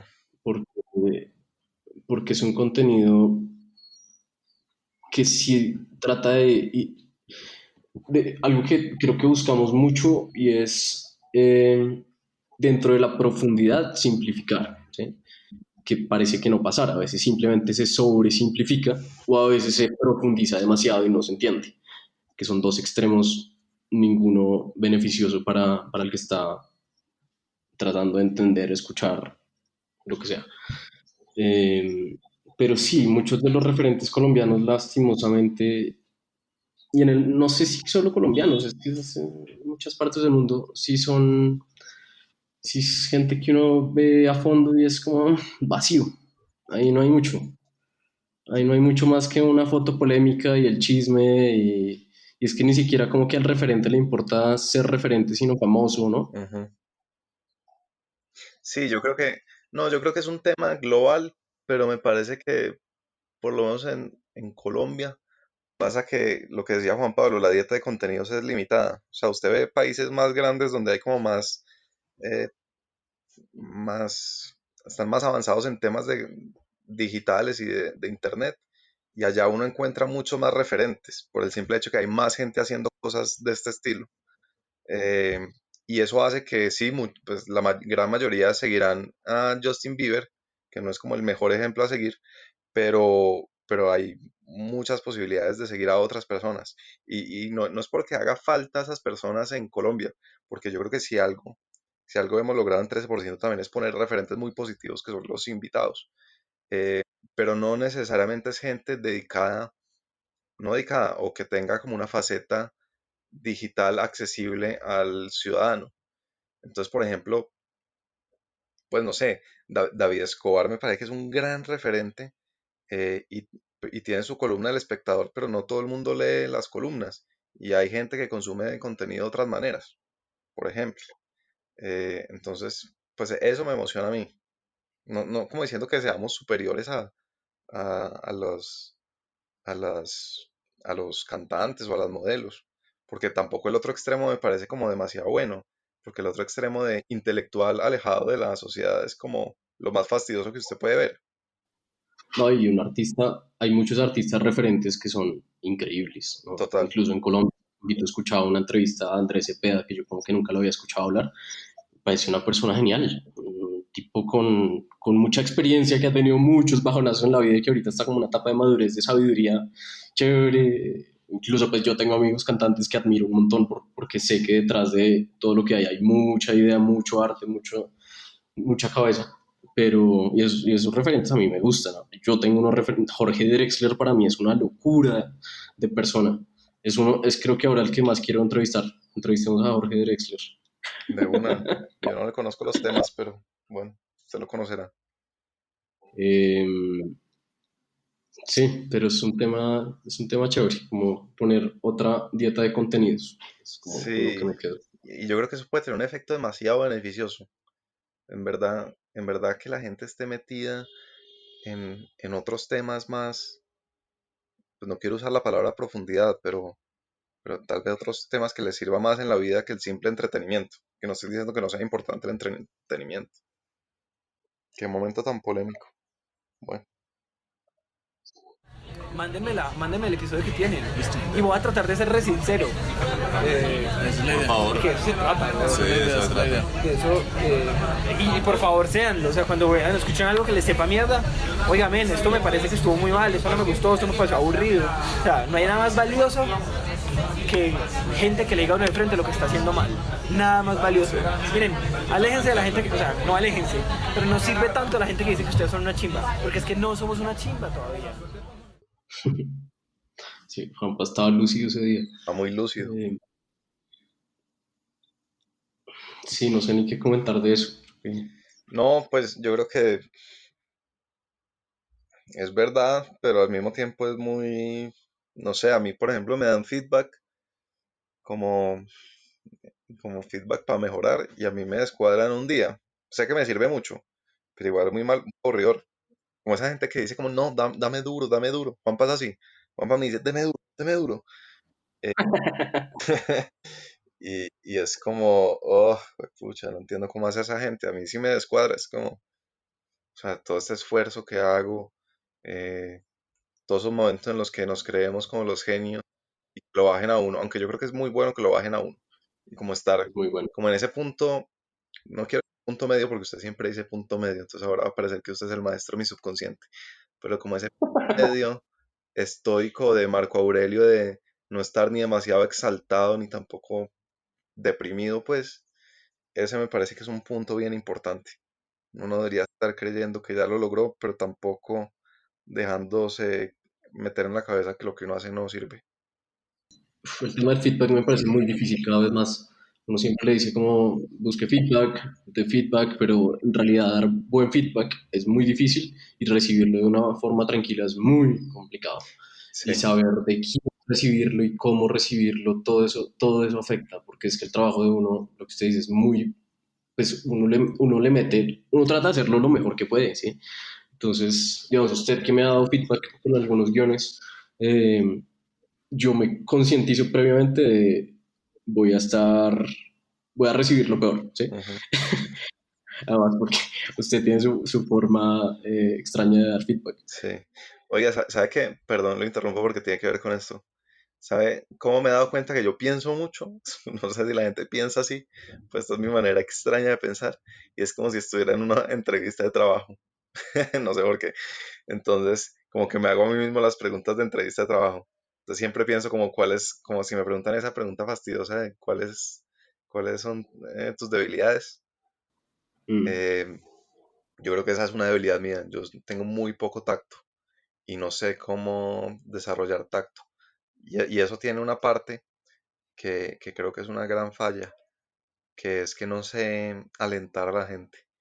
Y ahorita que estamos hablando de que la gente aprende más cuando se emociona, yo creo que la gente en verdad puede mejorar tanto y hacer como las cosas tan bien si simplemente la alentaran un poquito cuando hace algo bien. Y eso no pasa ni con los jefes, y es algo que tampoco sé hacer. Eh, Sí, sí, sí, coger ese rol de ser quien alienta es chévere. Chévere porque uno a veces sigue adelante, más cuando uno le dan buen feedback. Eso lo hablábamos en la tertulia. sí, Eh, Cuando uno le dicen específicamente por qué hizo bien lo que hizo bien, a uno lo motiva un montón, porque uno lo desarrolla más y es como, "Uf, acá hay algo".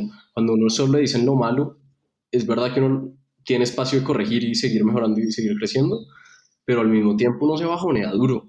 Hay una vaina que ahorita estaba pensando de algo que dice Adam Grant con Estudios Sin Fin, de que uno le dice mucho, ser auténtico, ¿sí? Pues ser uno mismo y todo esto, pero eso tiene también sus límites, y es que uno no termina comunicando bien ciertas cosas, aunque sean las cosas adecuadas para comunicar, ujú. ¿sí? Como buscar las formas también y no solo como el fondo, y es muy difícil. Esa es otra gran sabiduría de María Emilia Correa, que era lo que yo contaba en Mm. la tertulia. Que a mí María Emilia Correa me dijo, oye, tú redactaste esto, lo haces muy bien. Y eso es una bobada, o sea, son dos palabras. Son dos palabras, pero tienen demasiado impacto. Porque uno ahí se Sí. cree el cuento. Es como, hago esto muy bien, wow. Debe ser que soy escritor. Y empieza ahí a escribir a lo que da. Entonces, sí, Mm. por trabajar, alentar. Bueno, seguimos. Sí, chévere eso de Adam Grant. No son solo las formas. Y creo que me pasa también a mí me pasa, por ejemplo, con que quiero ser muy, o sea, odio el lenguaje como, como que como que ha perdido sentido por su uso social. Entonces, por ejemplo, hay como maneras de hablar por WhatsApp que es como, te quería contar, y yo eso como que lo odio, pero Mm. eso en últimas es una forma de tener tacto.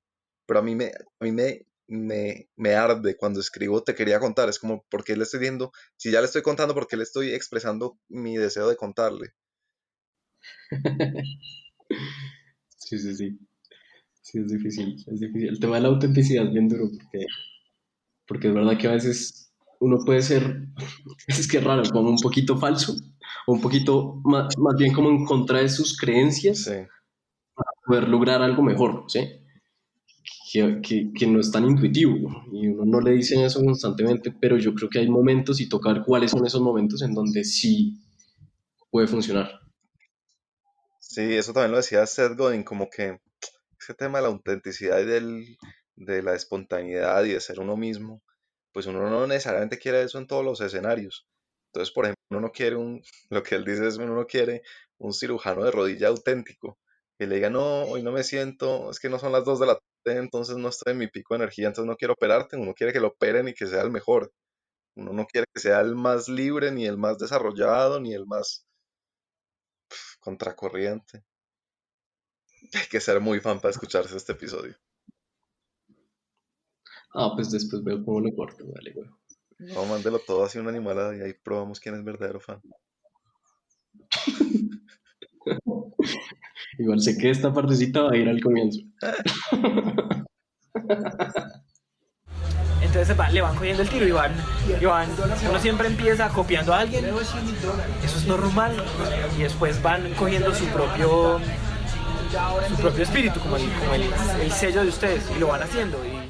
Oye, y últimamente, hablando de referentes musicales, otro que me pareció que ha sido como uno de los grandes descubrimientos durante esta cuarentena en cuanto a persona, Mm. ha sido Chabuco. ¿Ah, sí? Eh, el tipo, le he escuchado un par de entrevistas y me parece muy sabio, me parece que habla cosas muy chéveres. Una de las cosas que dice es, para crear algo nuevo siempre hay que ir a la raíz. Eh, que uno se le olvida eso, ¿no? Pues no sé si es siempre cierto, tampoco, pero uno a veces cree que simplemente hay que pensar distinto y distinto y distinto y a veces hay que ir a la raíz. Lo que hablábamos con el episodio de Estefanía, ella pues entendió que en Los Ángeles no era, pero al menos entendió cuál es esa base de todo el mundo de la actuación, ¿sí? Y cuando escuché este fragmentico me acordé de eso porque es como, pues primero uno siempre está copiando, ya, o sea, un poco esto, ¿no? This American Life, Radio Ambulante, Emprendete. Pero por otro lado, es chévere volver a esas raíces, chévere volver al curso de Bloomberg, a ver qué más encuentra uno, porque cuando uno vuelve, después de haber evolucionado un poco, de haber construido más, puede cogerle mucho más sentido. Cuando uno empieza a aprender algo, cuando ya lo está aprendiendo, lo aprende mejor, creo yo. Total. Sí, después de todo uno no es tan, es un tema que a mí me parece súper súper interesante, es el de la originalidad.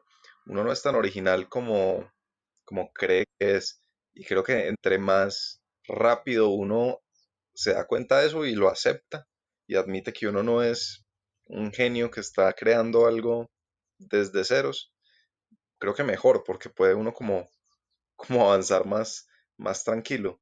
Y eso me gusta mucho del libro. No sé si se leyó los agradecimientos. A mí me gusta leer los agradecimientos de los libros porque a veces hay cosas muy buenas. No sé si se leyó los agradecimientos del libro de Seth Godin, de This is Marketing. Lo primero que el man dice es, yo nunca he tenido una idea propia. Todos son productos de miles de referentes maravillosos que de alguna manera he logrado reempacar o combinar y este es el producto. Nuevamente, volvamos al culpable de siempre. El colegio y la universidad le enseñan a uno que eso está mal, que uno debería, o sea, hasta que su proyecto final o su tesis no sea la vaina más novedosa o que nunca haya existido, pues como que eso no tiene valor. Y eso me parece que es una tontería porque si, si alguno se da cuenta es que l- las ideas recombinadas o las ideas explicadas de una manera sencilla a una nueva audiencia que tal vez no tenía acceso a esa idea, eso, o sea, una idea así puede tener demasiado impacto.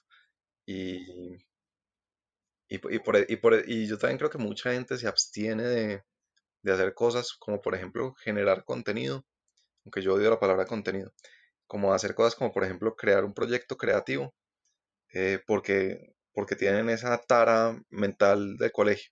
Y no es que todavía no se me ha ocurrido una idea propia. Y, y pues si volvemos a como empezó este episodio, pues aquí nos estamos dando cuenta que casi nada es propio.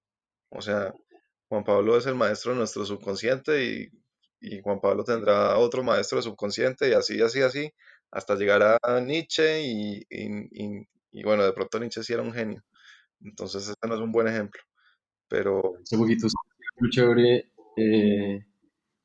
de su nueva idea de estar leyendo varios libros de no ficción al tiempo.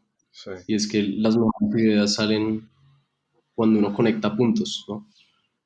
No, o sea, no es tampoco como exprimir a alguien y de ahí tratar de hacerlo un poquito mejor, ¿sí? No es como leerse toda la obra de Borges Ujú. y después ver cómo uno puede ser un poquito mejor que Borges. Eso no va a pasar. Yo estoy muy de acuerdo con esa idea de conectar puntos y ahí salen como, wow, esto no lo había pensado y seguramente alguien lo había pensado y seguramente alguien se lo había dicho, Y, pero ahí es donde uno cree que hay valor. sí, también tiene que ver con cómo se va a medir uno. Si- Cuando usted quiere que su idea sea original, y no es para sonar al cliché de autoayuda que ahora todo el mundo dice, eso proviene casi siempre del ego, ¿no? Como que usted quiere verse a usted mismo siendo aclamado por su genialidad. Pero si uno está concentrado en alguien que no es uno, que es una audiencia, así uno no la pueda tangibilizar ni ponerle cara, pues ahí la medida no es como cuál va a ser mi idea para deslumbrar, sino es como cómo le puedo literalmente aportar a esa gente. Creo que son dos juegos muy distintos y nosotros pues sin duda hemos jugado el segundo y eso es muy valioso por sí solo.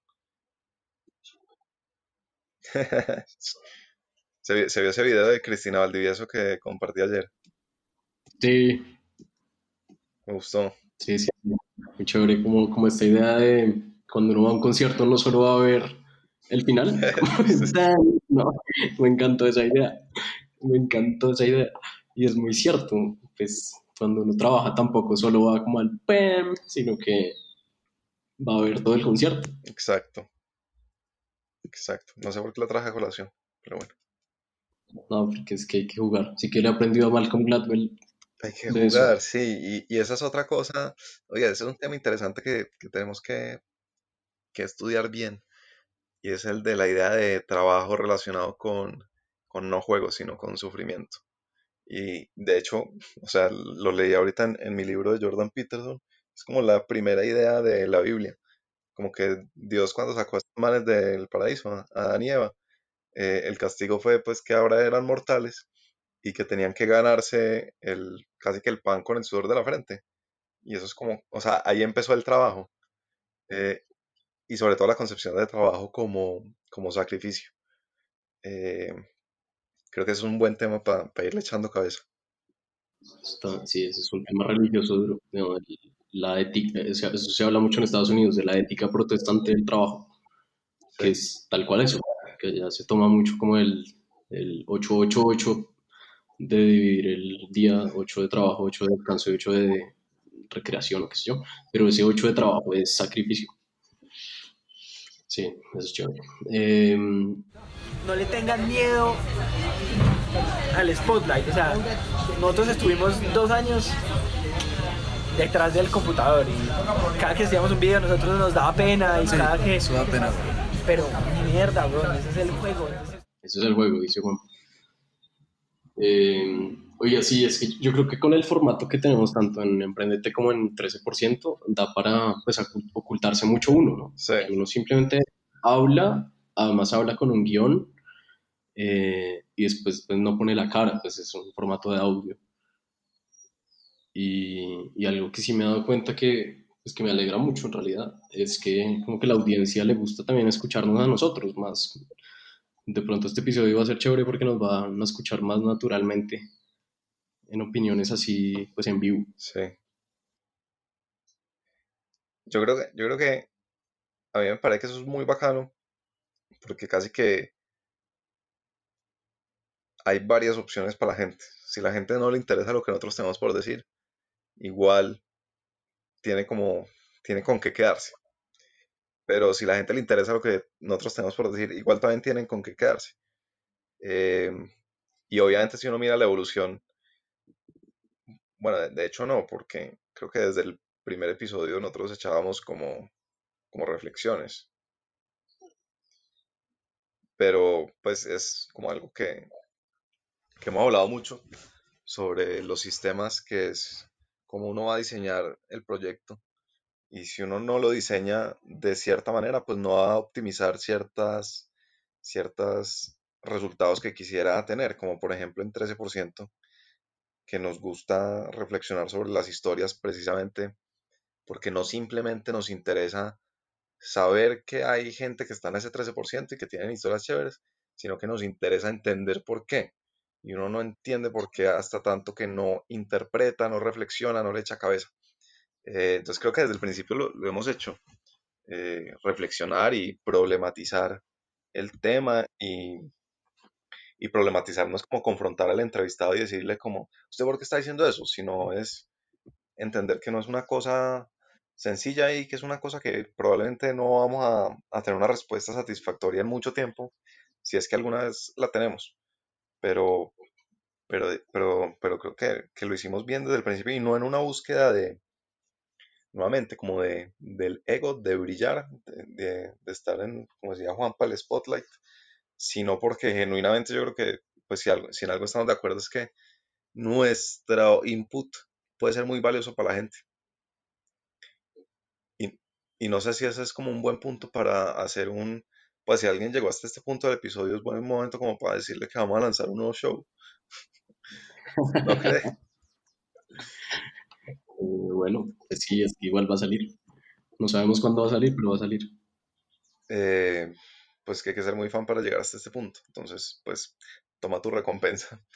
Eh, en parte motivados porque hemos recibido muy buen feedback de que la gente está interesada en las cosas que tenemos por decir. Vamos a lanzar un nuevo show, que va a ser un show de entrevistas, va a ser diferente a 13%, se llama Atemporal, va a tener video, así que para la gente que siempre ha querido encontrar otra manera como de consumir 13%, pues ahora tiene una opción de video. Y va a ser sobre entrevistas a creadores, pensadores, en general tema, gente sobre la que nos interesa aprender.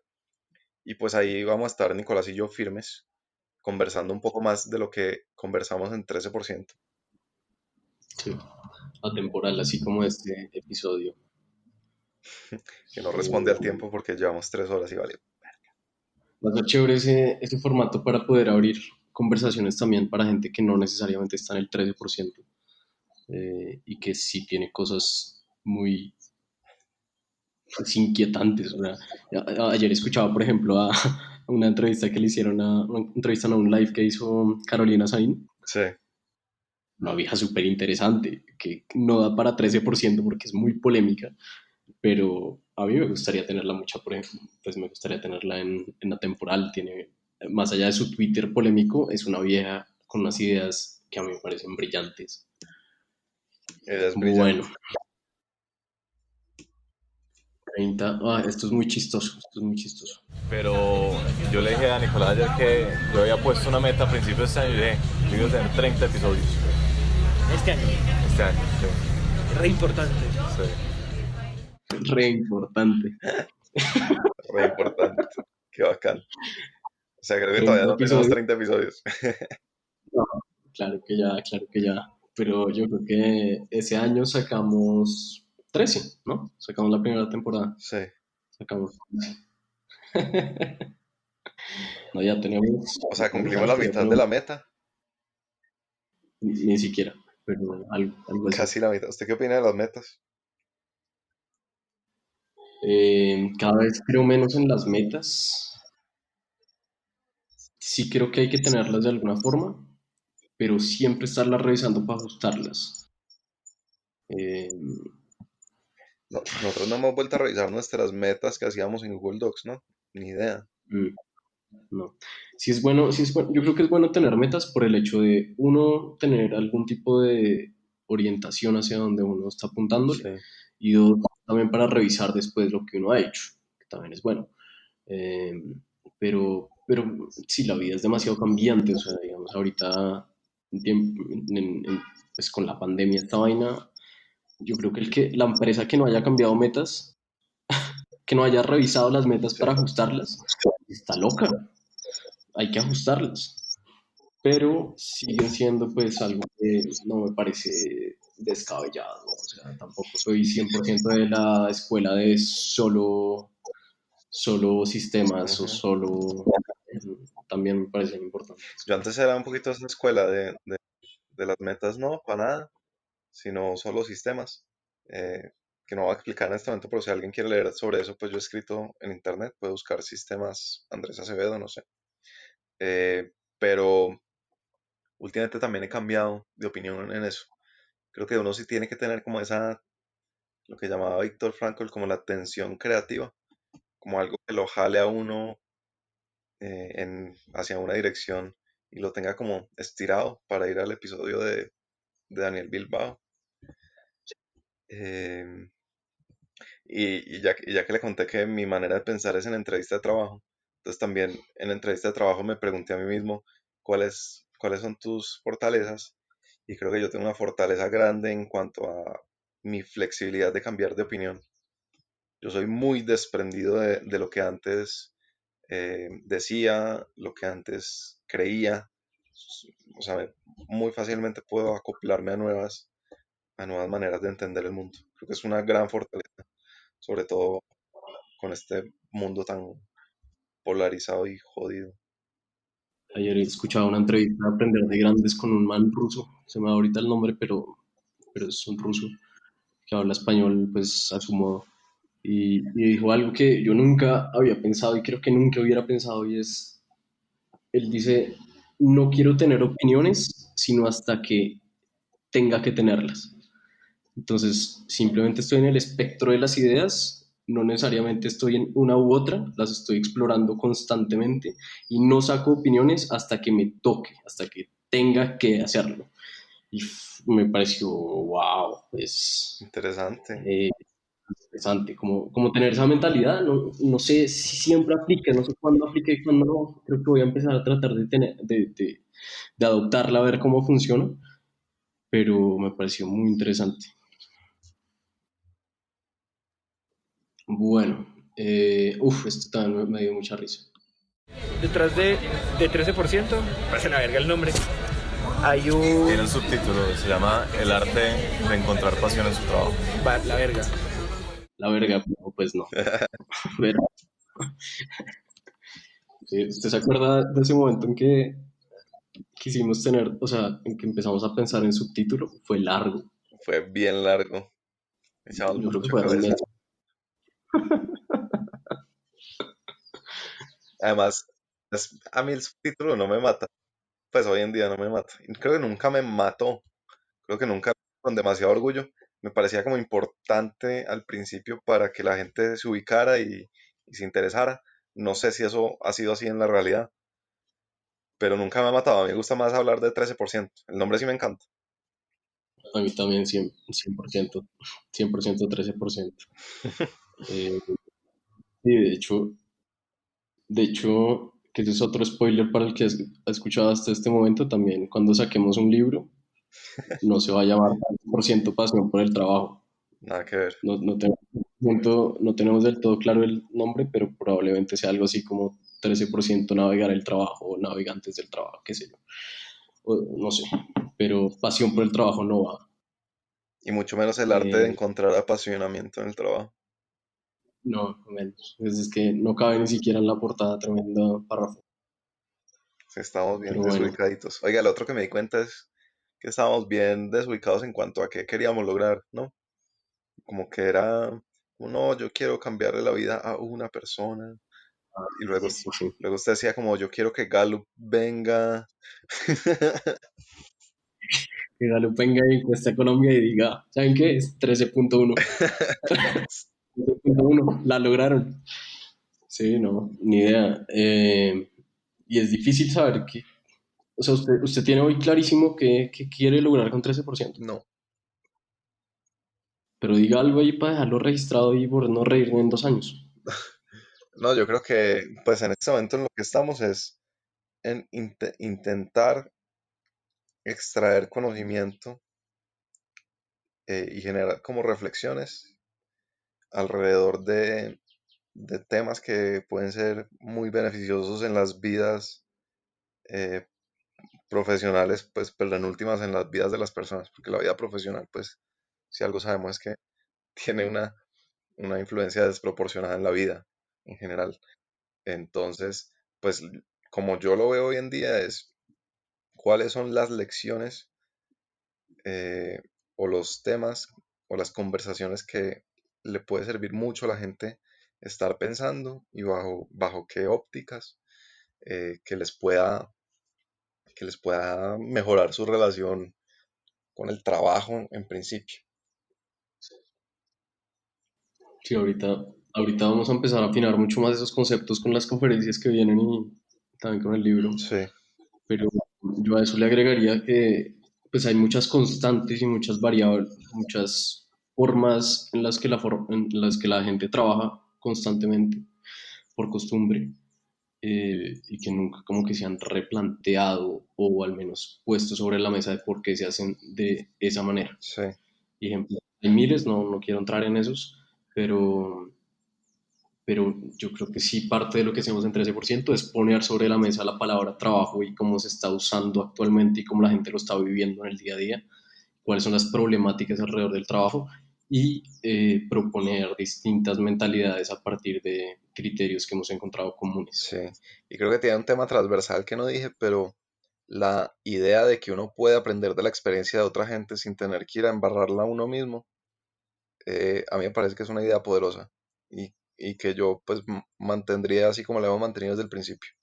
Eh, yo la mantendría como una constante, porque es que creo que el problema con estos proyectos de largo aliento es que uno va creciendo y va cambiando de intereses. Entonces, por ejemplo, le digo uno mío, a mí antes me interesaban las personas y ahora me interesa más como, pues no, o sea, me interesan las personas, pero antes como que a mí no me importaba la sociedad.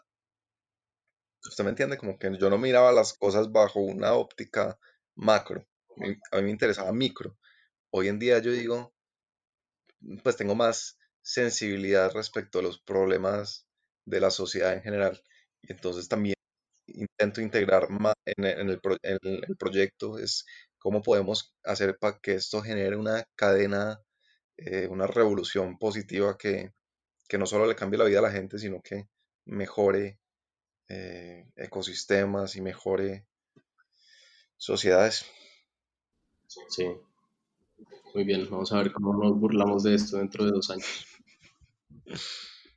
Pero Juanpa sí tenía claro, o al menos pensaba tener claro qué hacíamos. ¿Cómo ustedes pueden lograr, o sea, cuando el propósito es, me parece una chimba de propósito, queremos dedicar la vida a bajar ese número tan preocupante. Aumentar. Sí, por aumentar ese número tan preocupante, por acabar con ese puta problema. Porque nos duele, huevón, porque es que no hay nada más doloroso, para mí no hay nada más doloroso. Que yo decidí hacerlo a partir del emprendimiento. Para mí no es nada más doloroso que cuando uno va y trabaja con jóvenes y uno ve jóvenes con cero ganas de nada. Cero ganas. A mí eso me parte el alma, weón.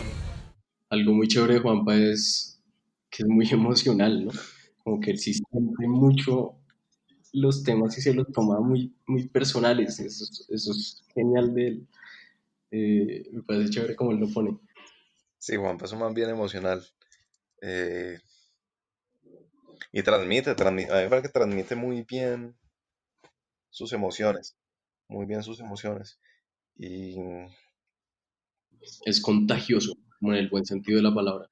Ah, bueno, hay un pedazo chévere que es el que hablábamos esta mañana, que es este.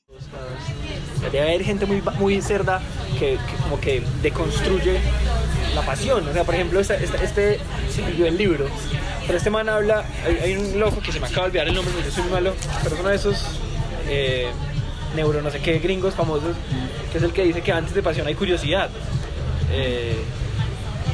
A mí eso no me parecía intuitivo, porque cuando yo le digo me parece chévere. Me dijo, cuando yo exagero la curiosidad, desarrollo pasión. Sí. El problema es que nos hacemos la pregunta incorrecta y es ¿qué me apasiona? Y puta, a uno le dicen que lo apasiona y de pronto hoy para mí es fácil decirlo, pero él decía, la gente que no ha encontrado la pasión, le queda más fácil preguntarse qué me da mucha curiosidad.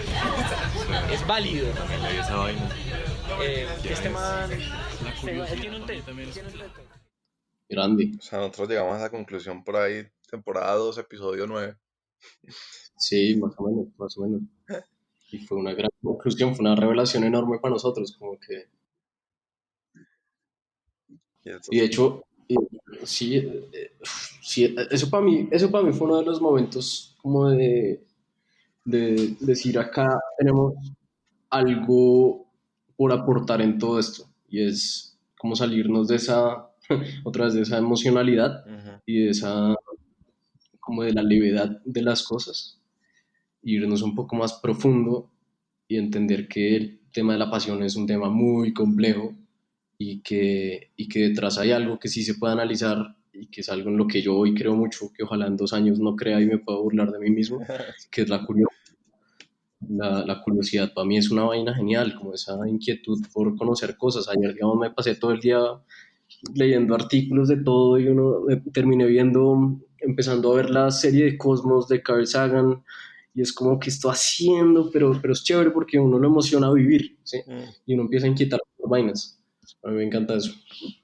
sí, total, yo creo que además es difícil hacerlo, o sea, suena muy fácil y muy, está en tu naturaleza, pero igual no tiene un mundo de estructuras que lo limitan, entonces, pues si uno me pone a ver Cosmos es como, ¿por qué no estoy haciendo algo más productivo? O esto no tiene nada que ver con lo que yo, como con mis temas, ¿no? Con mis temas, como si yo no tuviera unos temas. O por ejemplo lo que yo le contaba de los libros, es como, me muero por leerme este libro, pero no lo puedo empezar a leer hasta que me termine este otro. Es como, ¿qué? O sea, ¿qué clase de profesora de middle school eres? ¿Tu colegio regimenista?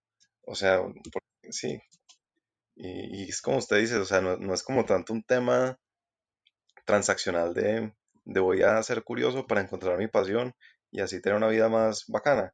Es el concierto. Es como, pues, la curiosidad es vivir y, y no hay tal vez expresión más simple que esa porque, pues, algo que voy a decir hoy para burlarme dentro de 2 años es que como que en verdad la vida tiene muchas cosas, como que yo ayer, entonces ayer le voy a contar esta historia.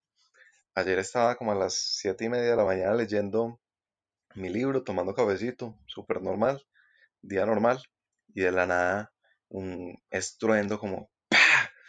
Y entonces como que fue tan grande que, o sea, esos estruendos que uno se para. Y entonces me paré y me empecé a acercar como a la ventana a ver qué había sido. Pues había sido en la calle abajo de mi apartamento y de la nada una explosión. ¡Pum! Estaba haciendo dramático para efectos del podcast, ¿no? Fue una expresión así y como un destello, entonces como que inmediatamente me alejé de la ventana porque pues dije, o sea, es el apocalipsis. El caso es que un tipo en una camioneta se llevó 2 postes de luz abajo de mi casa y tumbó 2 postes de luz, o sea, 2 postes de luz atravesaron la calle y pues la camioneta quedó vuelta a nada, el tipo estaba, yo no sé si estaba borracho o qué, pero bueno, no, pues no se mató ni nada, pero el caso es que yo no sé si fue por eso, pero después al rato salí de mi casa. Bueno, entonces, donde tumbó los postes de luz es por donde yo bajo a la avenida donde troto. Entonces, como que yo decía, uff, pucha, o sea, bien me pudo haber llevado. Entonces, pues como somos muy estoicos los dos, nos la pasamos pensando en la muerte.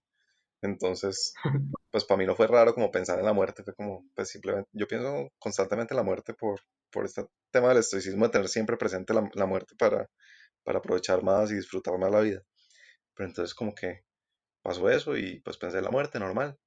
Pero después salimos en el carro para donde mi abuela y no sé, como la música, o sea, como que la música estaba buenísima en el radio y decía, o sea, va a sonar muy tonto y todo, pero es como que nota que alguien se haya inventado la música, ¿no?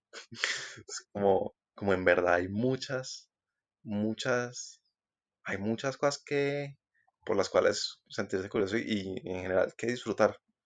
Eh, no sé si me puse emocionalmente vulnerable para hacer un mejor episodio de podcast, pero es lo que Excelente. pensé.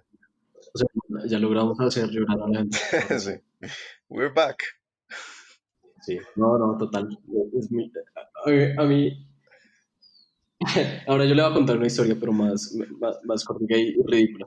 Pero ayer estaba en estas vainas que me puse a ver, terminé viendo uno de los capítulos de no sé, de Netflix de Explained, no sé cómo se llama esa serie, como de Sí, cosas que explican en 20 minutos algo, y explicaban la longevidad, como desde el punto de vista de la división de las células y la vida anatómica, en fin.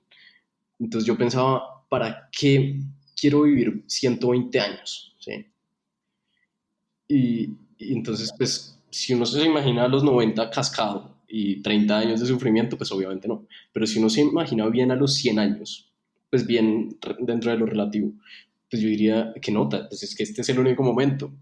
Que nota, digamos, a los 60 años empezar un nuevo proyecto. ¿Sí?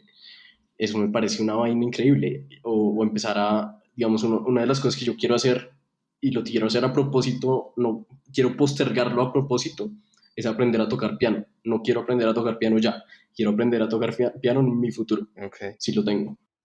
Porque es como forzarme a seguir aprendiendo cosas nuevas. Porque uno cree como que llega a los 30 y ya es el declive. Uno le han dicho eso toda la vida, Ujú. ¿no? Entonces, de los 30, de los 40, en fin. Y chévere, chévere tener esos momentos de ser saludable hoy en día, yo lo pienso así conmigo mismo, ser saludable hoy en día para poder seguir haciendo cosas mejor a futuro. Sí. Eh, bueno, qué existencialismo. No, no, yo creo que los dos pensamos similar en ese sentido. Y creo que es muy bacano pensar así, como que en verdad es muy, o sea, se siente rico, se siente rico. Y creo que en gran parte eso ha hecho un 13% por nosotros.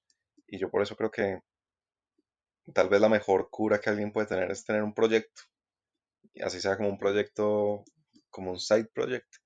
Es como tener algo que le dé como cierta sensación de progreso, ¿no? Como de progreso, de pequeñas gratificaciones, como de construir algo, ¿no?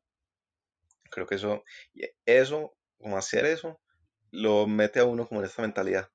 Es una mentalidad muy, pues a mí no me gusta hablar de mentalidad positiva, pero es muy positivo. O sea, usted no escucha a mucha gente diciendo como que no te va a vivir hasta los 60 y aprender piano a los 45. Mm, mm.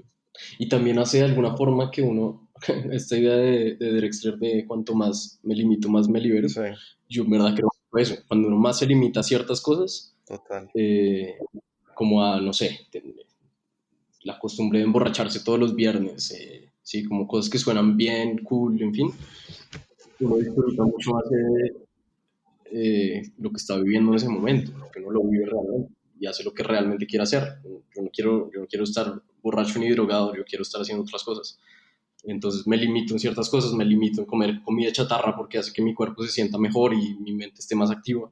Entonces es una nota, a mí me encanta vivir así. Sí. Yo creo que a usted en verdad le encantaría este libro de Jordan Peterson. Bueno, Como que es pues eso, como sí, que yo las creo que reglas, o sea, las reglas es su límite para poder liberarse, ¿no? sí, seguramente es de esos libros que a los que le diré que también le corrí, como el de Tim Ferriss. Sí, lo bueno es que ya lo dejó grabado, entonces dentro de 2 años puede revisarlo y reírse. Sí, sí, qué bien. Bueno, listo. Bueno, no sé cómo terminarlo, pero No, deberíamos terminarlo como en verdad agradeciéndole a Juanpa por manejar nuestro subconsciente. No, o sea, en sí, verdad, o sea, no es como menor, como que esa reunión duró 1 hora y 15 y pues no lo habíamos pensado tanto, pero creo que tuvo un impacto bien grande. Em, sí, entonces nada, Juanpa, la buena. la buena, Juanpa. Sí, chévere. Y algo que me gusta también es que en realidad nos volvimos muy amigos. Sí, Como que no es como, bueno, son dos personas que hacen podcast, se conocieron un día, les dejo algunos mensajes buenos y ya, sino que nos volvimos muy amigos. Después hicimos un episodio juntos, el de Edwin Vargas, al final de la segunda temporada. Él nos hizo un episodio al principio de la primera temporada, nosotros dos. Y ahorita estamos pensando un par de proyectos juntos. Eso es chévere. listo. ¿Listo? ¿Eso fue todo? Bueno, estuvo bacano esto. Nunca habíamos hecho el experimento, ¿no? No, vamos a ver qué pasa ahora.